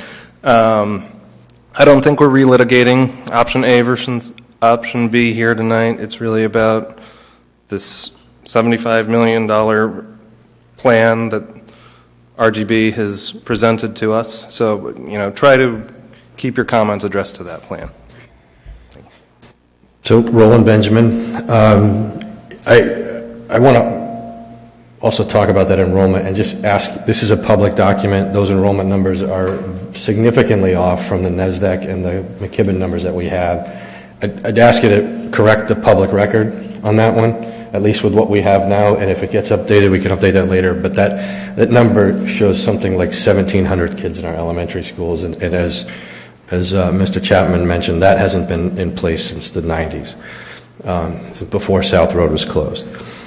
And I want to address the point that you mentioned, Mr. DeQuattro, that I had mentioned last night about being false, and just summarize the decision that you guys have to make. We were presented with an option as a school committee from Robert Hendricks with the 4 options out there. Those detailed all the square footage that would be associated with each building, and then I compared those to this presentation as a total summary. It represents about 30,000 square feet from then to today. I'll reiterate that number. We also have operational savings that are different from with the priorities of the current school committee that are real. We were presented with those on the same night. Those are real numbers, and they represent a difference from then to now.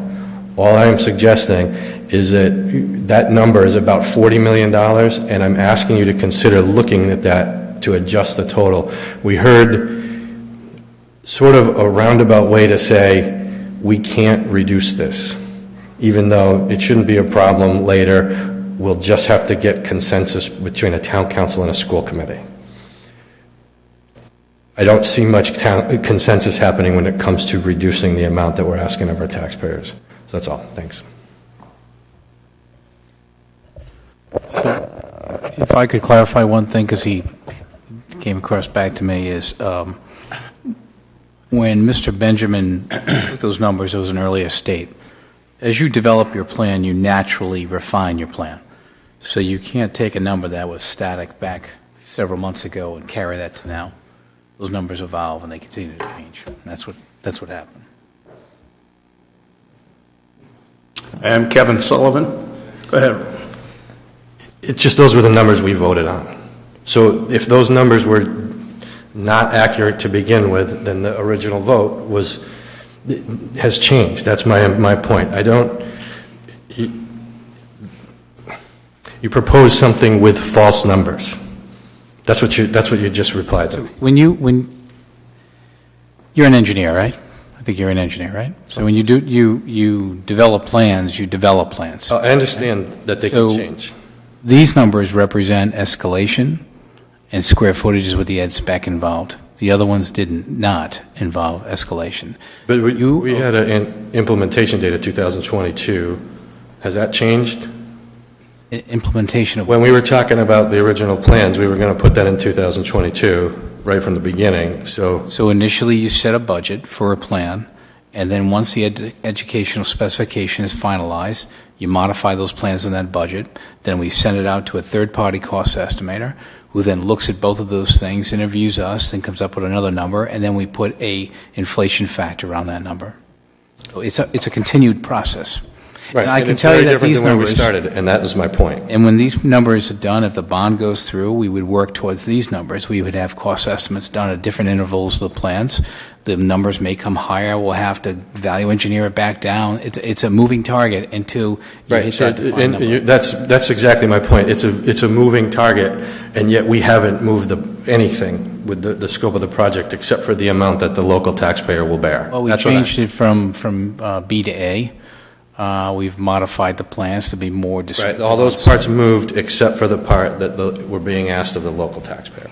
Well, okay, so if I'm doing my job correctly, I'm going to give you the latest numbers with inflation on it. I'm not going to use a static number from the past, from when you were in office to where it is now.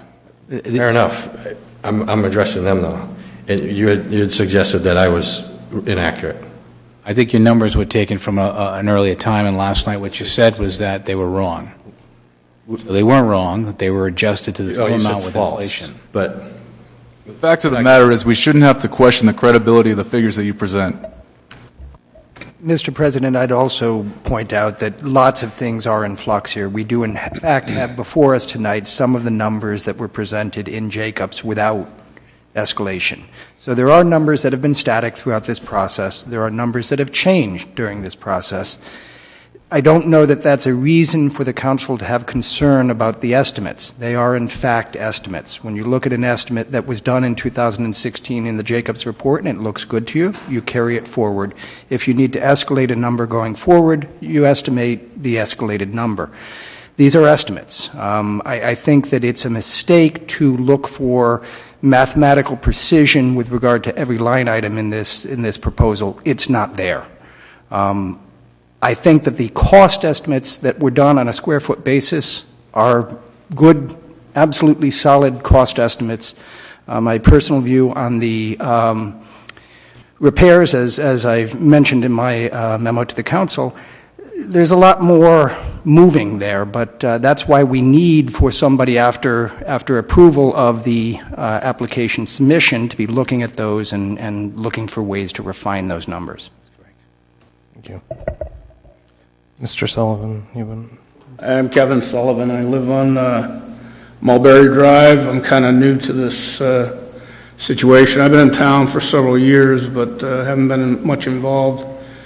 And I would just tell you a little bit about my background. I'm retired now, but I'm a mechanical engineer, and I spent my whole career in federal government contracting and construction and whatnot. So some of the things that RGB has referred to make a lot of sense to me. I would say this.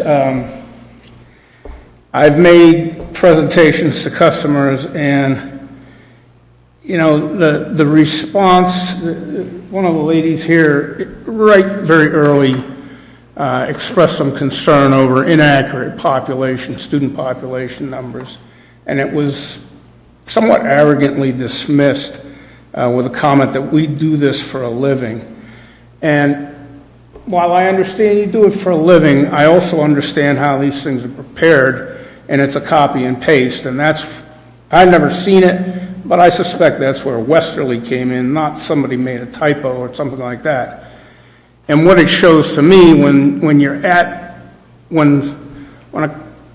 a contractor or professional agency or an AE comes in to get the final approval, to not have gone through a presentation with fine-tooth comb lends me, that throws up a huge red flag for me. That's just a general comment.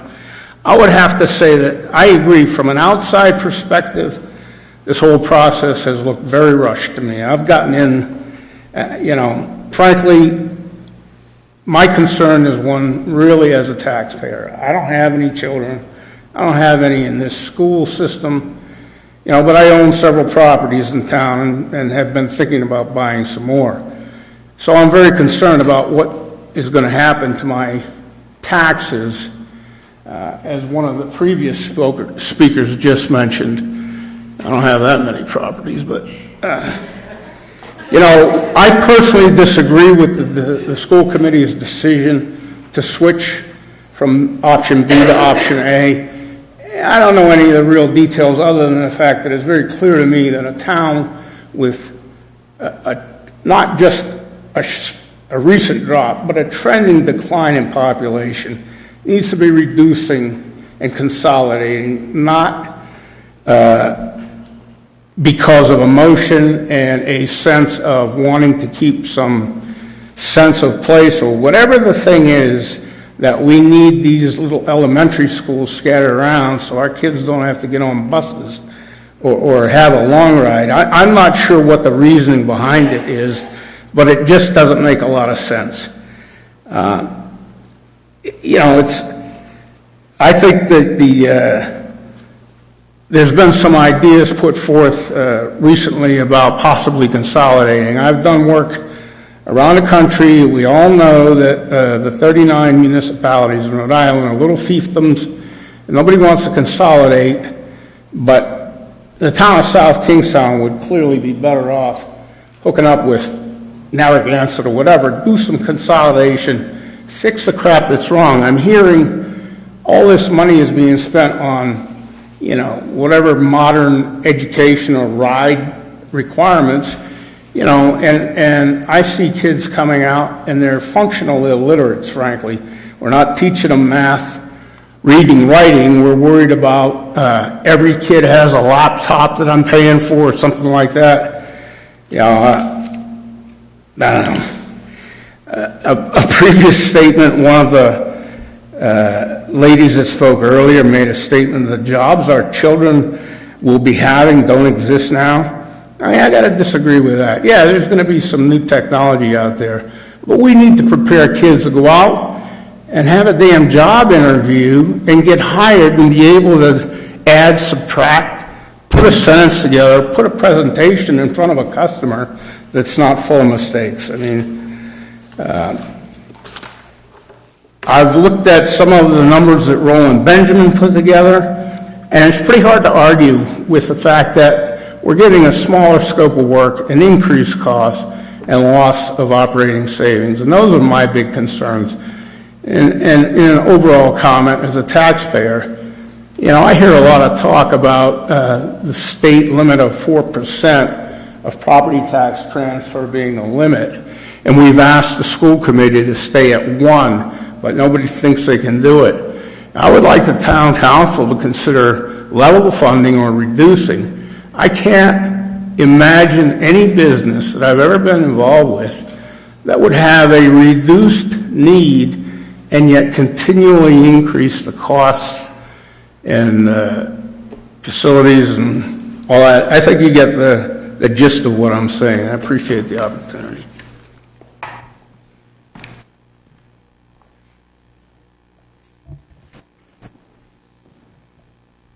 Hi, Stacy Bozzioni. I sent a letter to all of you asking you to go ahead and agree to this Stage 2 application tonight. But what I didn't hear anyone who's come up so far speak to is our need for the security upgrades. I said it the last time I was here. We can't wait.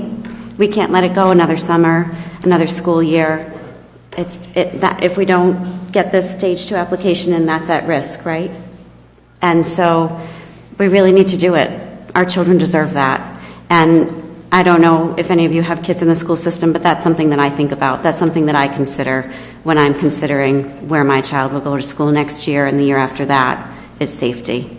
And I just would ask that you consider that tonight. This is not This isn't your final vote. This isn't the end of it. This is just part of it, getting it where it needs to go so you can get your final numbers and we can move forward as a town. But it really means a lot for the safety for the children. Thank you. Mr. President, if I may just ask for clarification on that. Tracy, can you describe the security work that is in jeopardy this summer? So right now, all of the schools are slated to get security improvements, and then Peacedale was slated to get traffic flow safety improvements.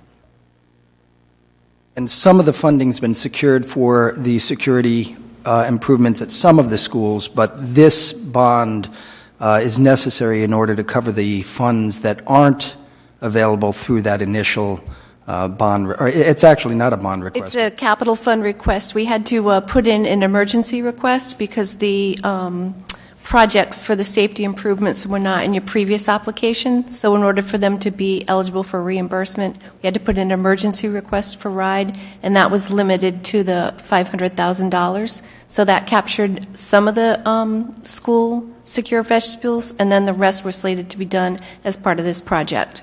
How many vestibules, and that's the security measure we're talking about, there's sort of airlocks between the outside of the building and the interior of the building. You have to be let into the airlock and then through the airlock.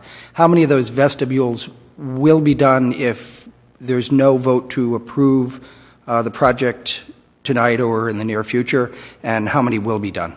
3 have current approval, and then 2 others would be done with the remainder of the project. Can I ask clarification on that? So if this process, this is stage 2 in this process, and we hear back in May, we approve to go to referendum in November, so how does this project fund a project before the referendum even? You would have, that would not be slated to be funded through the bond, through the referendum. There's other sources of funding aside for that, but since it's not approved by RIDE, you would not get reimbursement until it's approved in May. So the important point there is that in order for you to do any work for that's eligible for reimbursement, you have to have a plan in place that's been approved by RIDE. Our current plan has either expired or is on the eve of expiring, and therefore we need a new plan that includes the additional schools.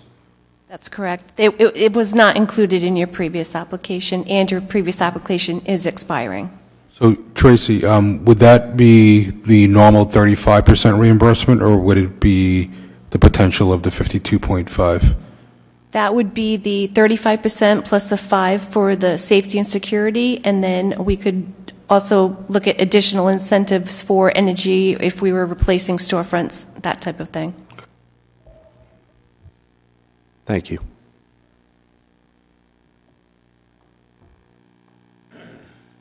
Kevin Sullivan again. I apologize, but this recent conversation brought one other point to mind.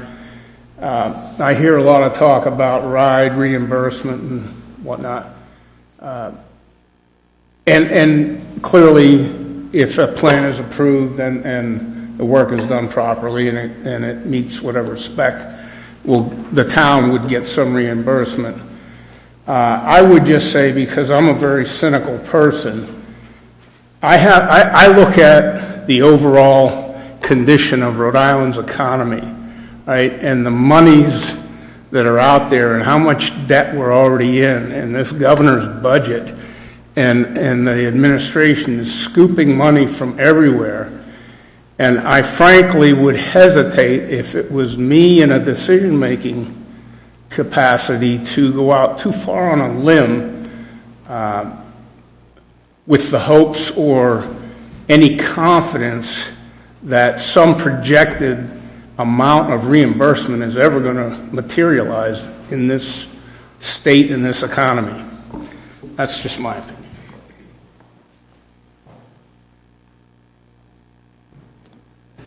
And just before we start getting people coming up again, I just want to make sure that everybody has had at least a first chance to speak if they want one. Okay.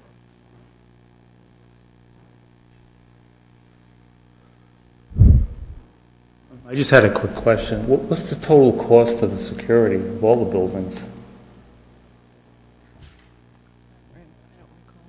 I don't recall exactly. It was, I think, I think it's 1.6. 1.6, right? I believe. Including the parking lot. So we're really not talking a lot of money. I mean, relatively speaking, $1 million is a lot of money, but we could take out a loan for doing that sooner than later, correct? I don't know who I'm asking, but 1.6 including the Peacedale parking lot improvement? Correct. And how much was that? I think it was 600. So $1 million in safety. Now, that's the $1 million in safety that is vestibule-oriented. There's also a component that's IT and video surveillance-oriented. It's a relatively small number as well. I'm thinking $295 per school by the 6 schools, I believe. Yeah, I think I remember. $295 in terms of, is that? $295,000 worth of electronic security measures at each of the schools. Or so 300,000 roughly for each school for electronic. Okay. And is that also this summer? No, that is not this summer. So it's $1 million in safety upgrades that we're talking about for this summer. We have 500,000, correct, already from RIDE? You have approval of 500. Approval of 500,000. So it's essentially a $500,000. No, actually, that's not correct. It's $500,000 for 3. It'll be an additional 5, roughly, for 2 more. Right, and then Plus we the have parking lot. approval of 500 already. That's correct. Is that correct?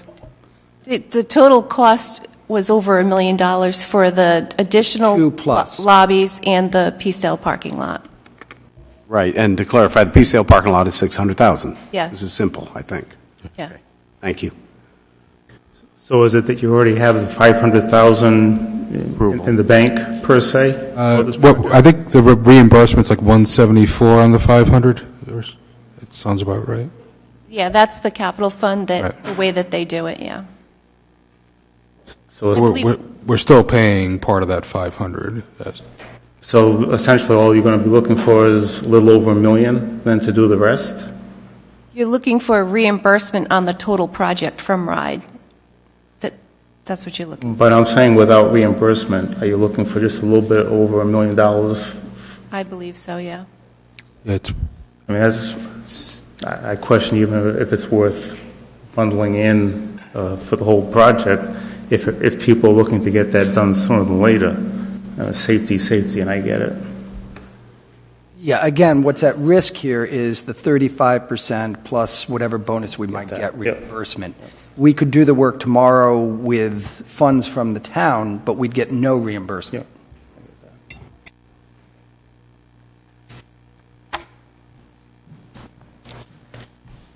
Hi, Emily Totten, one more time. I know that we all want this to be over with, so I'll try to make it really fast.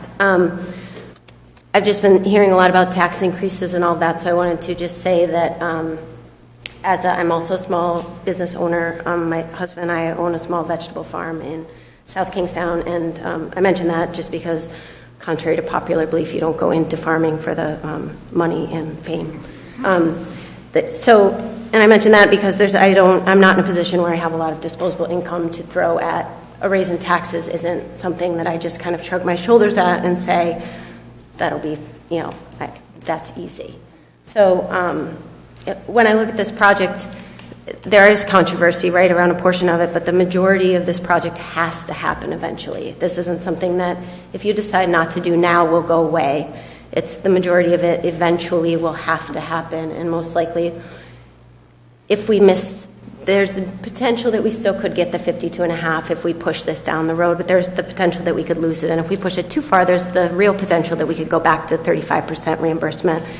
And I don't know if people are realizing that this 52.5% reimbursement is kind of a once-in-a-lifetime opportunity for South Kingstown.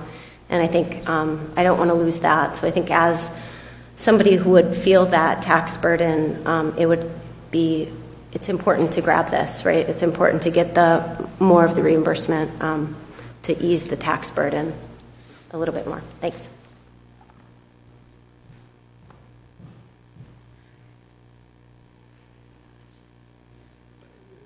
Sir, I think Doral wants to speak. He's waited.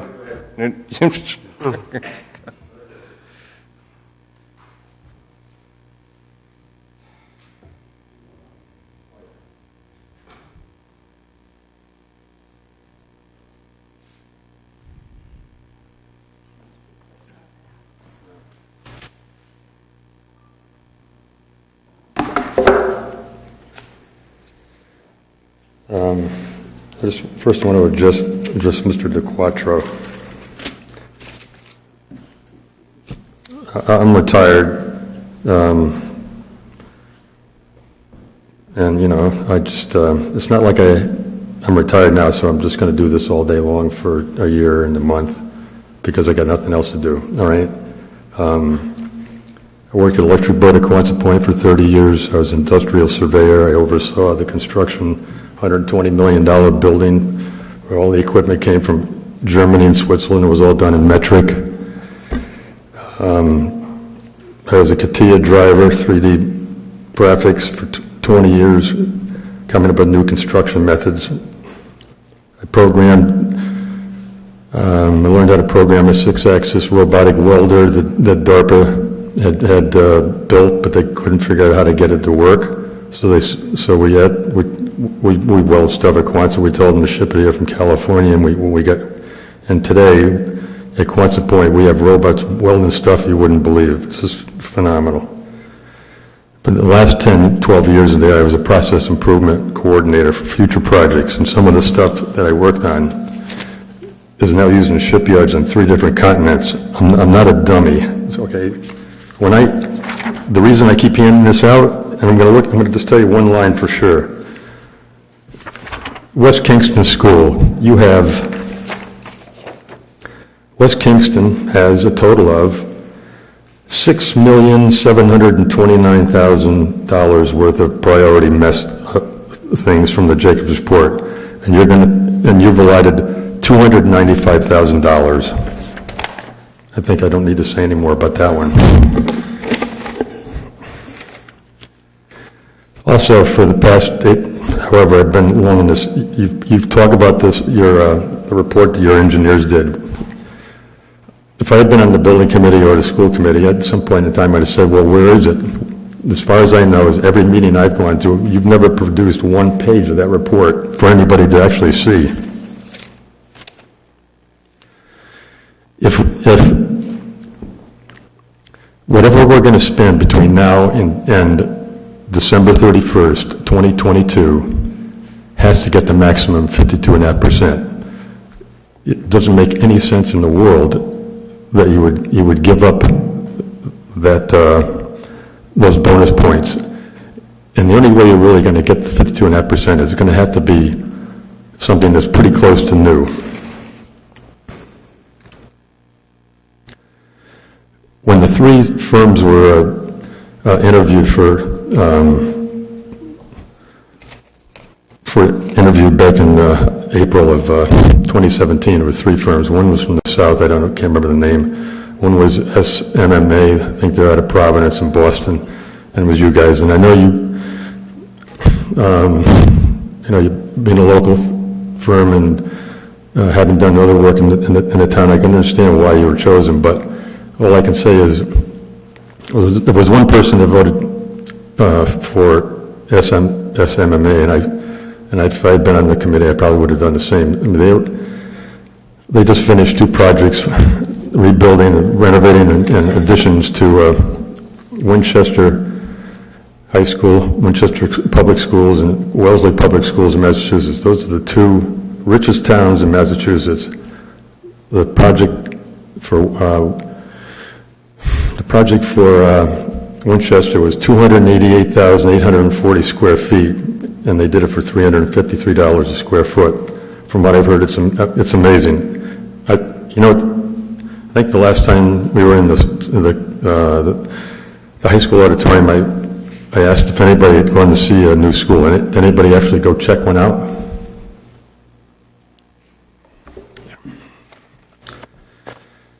All right.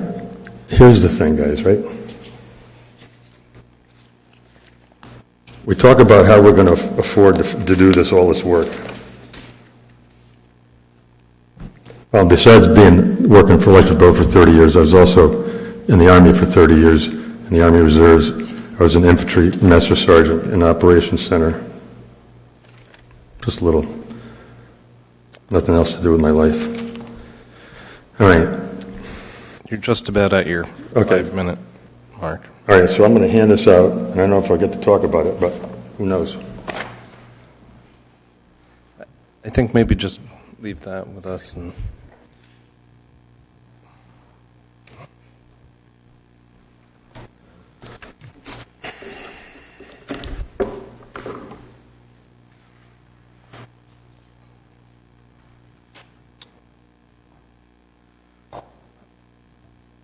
all right. Yeah. Is there anybody else at this point who would like to speak? One more time, Mr. Sullivan. I think you might close us out tonight. I think we have enough information where we're probably prepared to consider this. Thank you, Kevin Sullivan, again. So, again, I don't have any children, but I would have to say that if the concern I hear expressed over the current level of safety of the children in the schools is genuine, if that's a genuine concern, I can't believe the town wants to hesitate because they're waiting on 35% reimbursement or 52% reimbursement. That just doesn't make any sense to me. If you feel that the schools are not providing a safe and secure environment for the students, whether it's active shooter or drivers or whatever it is, I don't know why we're not out there fixing it now and forget the reimbursement. The other comment I would make is I think the concerns expressed about the Rhode Island labor pool are well-founded. And with this state money being available and multiple municipalities circling like sharks for it, the contractors are going to be what we call in the industry fat and sassy, and their pricing is going to reflect that. And this gentleman made a comment to that effect. You know, I understand the desire to maximize whatever reimbursement and minimize the actual cost of the town. I understand that. But if there is a rush with an undefined scope of work or whatever, just to capitalize on what I'm hearing is called a once-in-a-lifetime opportunity to add possibly 17.5%. You know, that doesn't make sense. That's like my wife going out, that's like me going out and buying something I don't need just because it's on sale. That's a once-in-a-lifetime. You know, the guy's got the sign up, he's closing his business out. I'm done. Thank you. Mr. President, if I may, there is one thing, though, that we do know about the current state of our schools. They are in need of repair. So I do think that it's important for everyone to recognize that this isn't analogous to going out and buying something we don't need. Yes. Thank you. All right. Any comments at the council table at this point?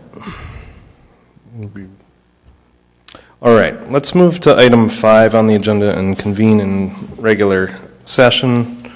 This brings us to item 6, which is old business.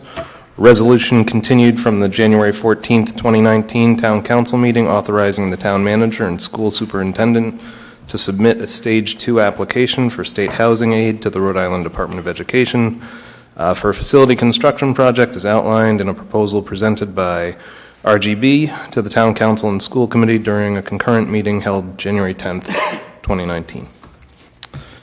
Can we open this up for comment? This is, I mean, we've heard public comment, I think. Oh, I'm sorry. So it's amongst us. Yes, please. I would just like to speak on this matter quickly. I do have grave concern over this project. I do think there's a lot of uncertainty. I think we are rushing this to an extent. I've said that from the beginning, and I still feel that way. If we do, in fact, move forward, and the bond does get passed, the impact on the taxpayers is significant. We already have a young people retention issue. We already have a housing affordability issue. It's going to be a very difficult thing to influence new business owners to come down here and invest in land and buildings in an environment in which taxes increase consistently over time. However, I do believe that the most important thing that SK does have to offer is quality education. I graduated from the high school in 2011. I have a product of that system, and I do know that those schools are in dire need of improvements. I do believe that this offer is not going to last for a while. I don't think we should wait till September. This is too good to be true to do a project that costs $75 million at the cost of $38. I think we should move forward with the proposal that was made by the building committee and approved by the school committee, but I do think the building committee should continually look at these costs and find ways to bring it down. Thank you. Sure. So I'll try not to hit on some of your same points. 1974, I graduated from that high school, so. I wasn't born yet. Imagine. Okay, I'm finished. No. I have some serious concerns as well. We have never bonded this much. We have never done anything this big in this town. Not that this isn't an important effort. I get all of that. The other thing that this borrowing does is it's really going to restrict, in my opinion, other needs that this town has. We've had a few things before the council in the last year that we've had to make some hard choices and maybe some adjustments because of, frankly, the cost of education in this town. It's very important, and I think that we fund it well.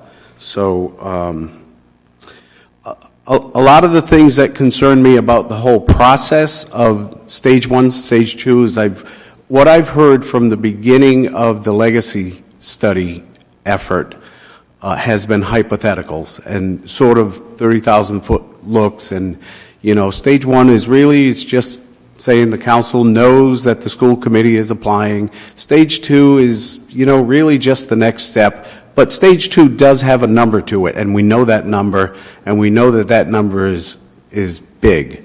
As far as this being a once-in-a-lifetime deal, I think we heard a testimony early on in your presentation that there's a plan to do maybe $250 million every 2 years. I'm not suggesting that we wait 2 years. I'm not suggesting that we put a lot of these things off that we need. But it is not a once-in-a-lifetime thing. It's once in this part of our lifetime. But if this plan goes forward, there's $2.5 billion worth of state bonding that they're sort of planning. Am I correct that you sort of illustrated that? And then I hope it's the last thing. The education operational budget. I don't think we have a good handle on it. This is my 5th budget, and we're talking every year about a reduction in enrollment, and I know that there's not a direct correlation between that and the needs financially, but with a declining enrollment, somewhere between 1 and 2.5% of extra need in taxpayer dollars. Part of this effort from RIDE says that we have to eventually, in the near future, put away 3% of your operating budget a year for building maintenance. I contend that we're in this position because we funded building maintenance in previous school administrations or school committees, and it didn't get, frankly, spent on school facilities. You can't argue that at $20,000 or $21,000 a student, we're not funding the whole package, because I think we are. I have a deep concern that the operational budget problem needs to be solved, because I don't see how you do the 3%. I don't see how you pay these bonds if your limit is 4% a year. Those are my concerns. I probably won't vote to approve this tonight for the reasons I just stated. Thank you.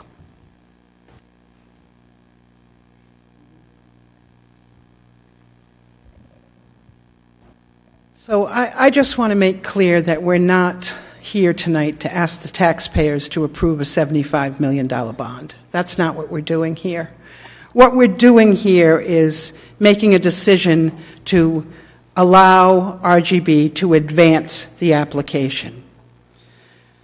I think it's really important that we get the numbers from RIDE on the reimbursement rate so we can move forward with a plan, a solid plan, and I will be in favor of asking RGB tonight to submit that Stage 2 application. I sit on the building committee. We very carefully and very thoughtfully have come to a consensus on that $75 million number.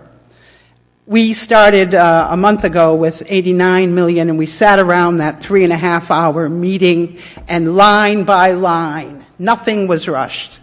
Line by line, we made the decisions.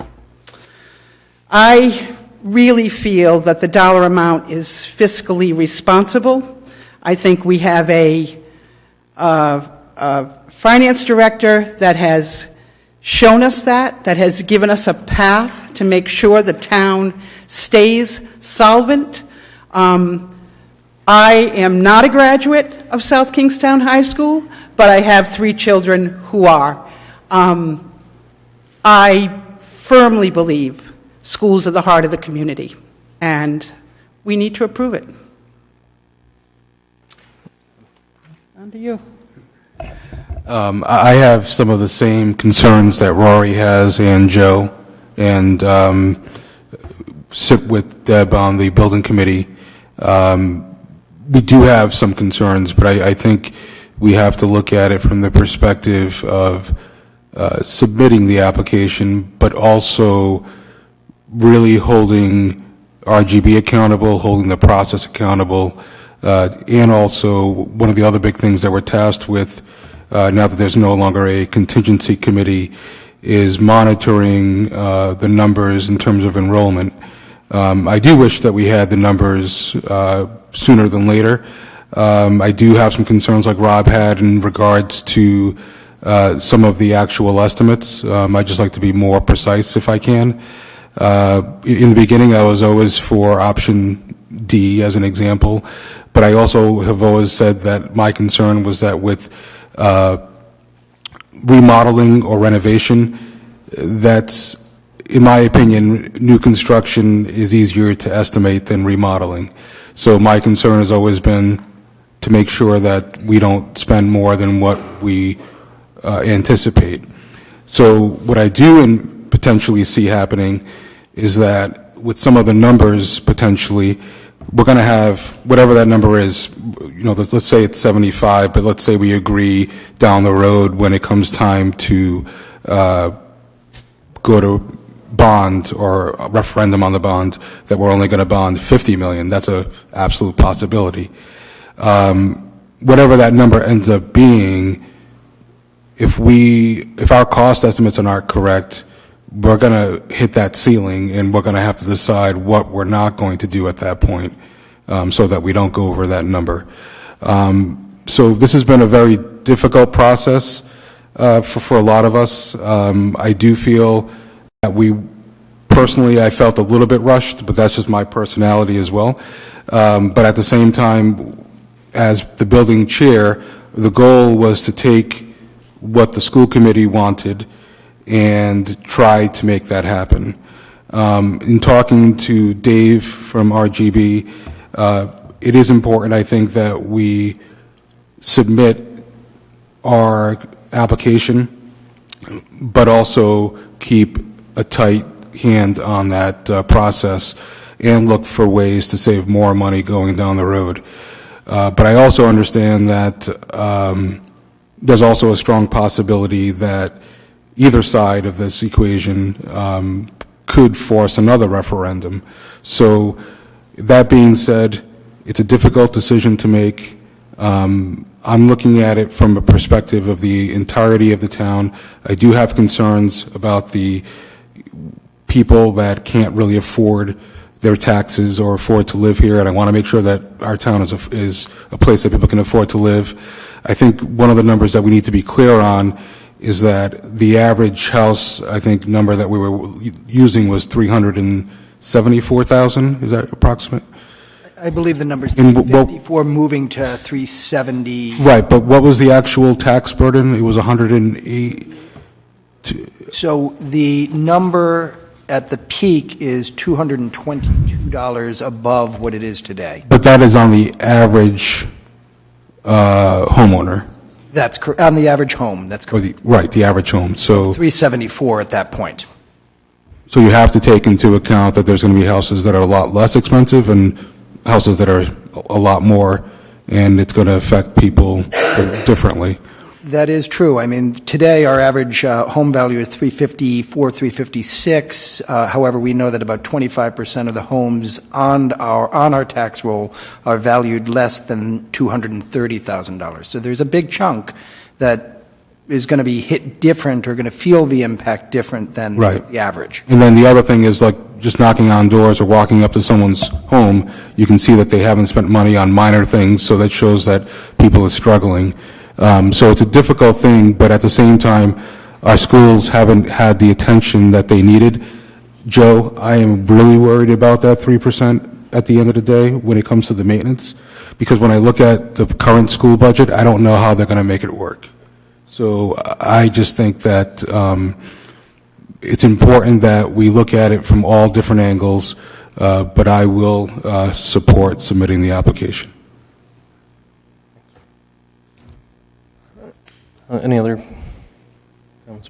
So I want to thank RGB for coming out tonight and presenting to us. I'd like to thank all the members of the community who took the time to come out and speak, and all the people who sent us emails and communicated with us throughout the entirety leading up to this consideration. I think overall, from what I've heard from the community, people are in support of supporting our schools in this Stage 2 application. I'll be supporting it, or at least moving forward at this step. I think it is a unique opportunity that the state is giving to municipalities, and we would sorely regret it if we didn't take advantage of it. And our schools definitely need some upgrades. You know, it was a different time when we were all going through the schools there. I had a great education myself, but I know that my kids going through the schools probably could stand to have an improved school experience. Were you born yet in 74? 74? I was not. Sorry, Joe. The only other thing I wanted to add really quick is that, you know, I sat in the meeting with RIDE, and I was excited when I heard about the 6-month date that's further out. You know, in the beginning, I remember we had a lot of people say, well, we're not going to get the reimbursements that we're talking about. We have to plan on 35. So there's always going to be people saying that we're not going to get something. But at the same time, I feel strongly that we would still get that reimbursement based off of the conversation that we had with 5 different individuals from RIDE. But at the end of the day, I would hate to risk not getting the reimbursement, because at the end of the day, 17.5% of this project is millions and millions and millions of dollars. So that's the reason why I would agree to submit, but also as part of the building committee, really focus on where we can cut if we can, still at this point. So that is the intention of tonight's vote, is to see if we're going to get that. Right. You know, and that's the ask, to RIDE. And I think that's the way we need to move. Yeah, and just to finish some of the thoughts that I had, I'd like to thank Trish in particular for coming up with this document for us. I found that very helpful. I was very concerned. It's still concerning, these numbers, but before, when we were talking about $75 million, I thought we were going to be bumping up against the 4% cap every year. So a lot of worry went off my shoulders last night, so thank you for that. I want to thank Rob for his work and putting in the time to analyze this issue. I know it's not necessarily your job, but you've done a lot here, so thank you for that. And yeah, so I hope we're ready to vote.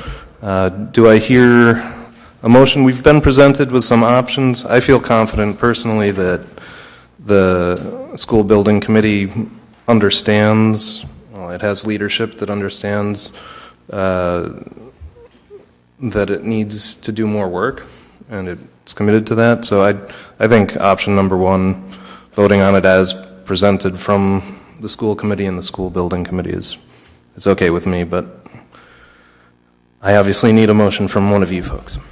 So I just had one quick question, clarifying question for RGB.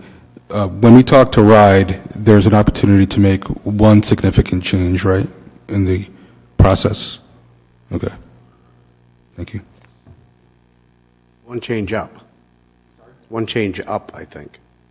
You can make as many as you want down. No, once the application goes in, you can never increase the amount of the application. Right. But the funds are allocated by building. You could, if you spent less on one project, you could allocate it to another project. There's one-time change to the memorandum of agreement in the 5 years. Right, and if we find out and we haven't broken ground on or started work on our elementary schools at that point, we could decide at that point to potentially not repair one of the schools if we're not going to keep it open, as an example, right?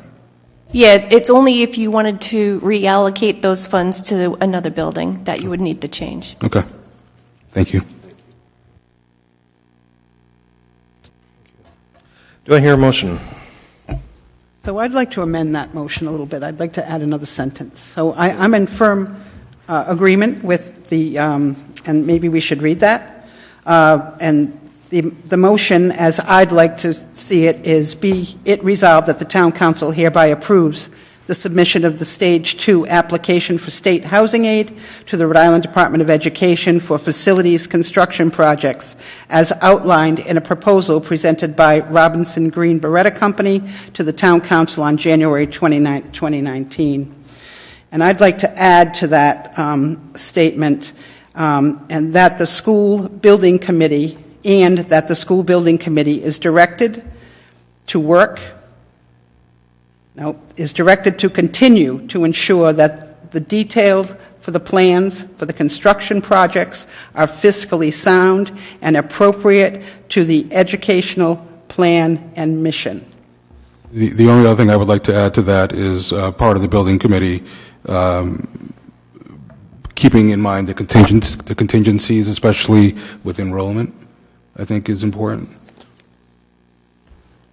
I'll agree to that. But how do we put that in there? Maybe being mindful of the level of, I don't know, maybe being mindful that we are conscious of that the enrollment may play a part. In future decisions. I don't know how to word that. Where are we? Do we have a secretary?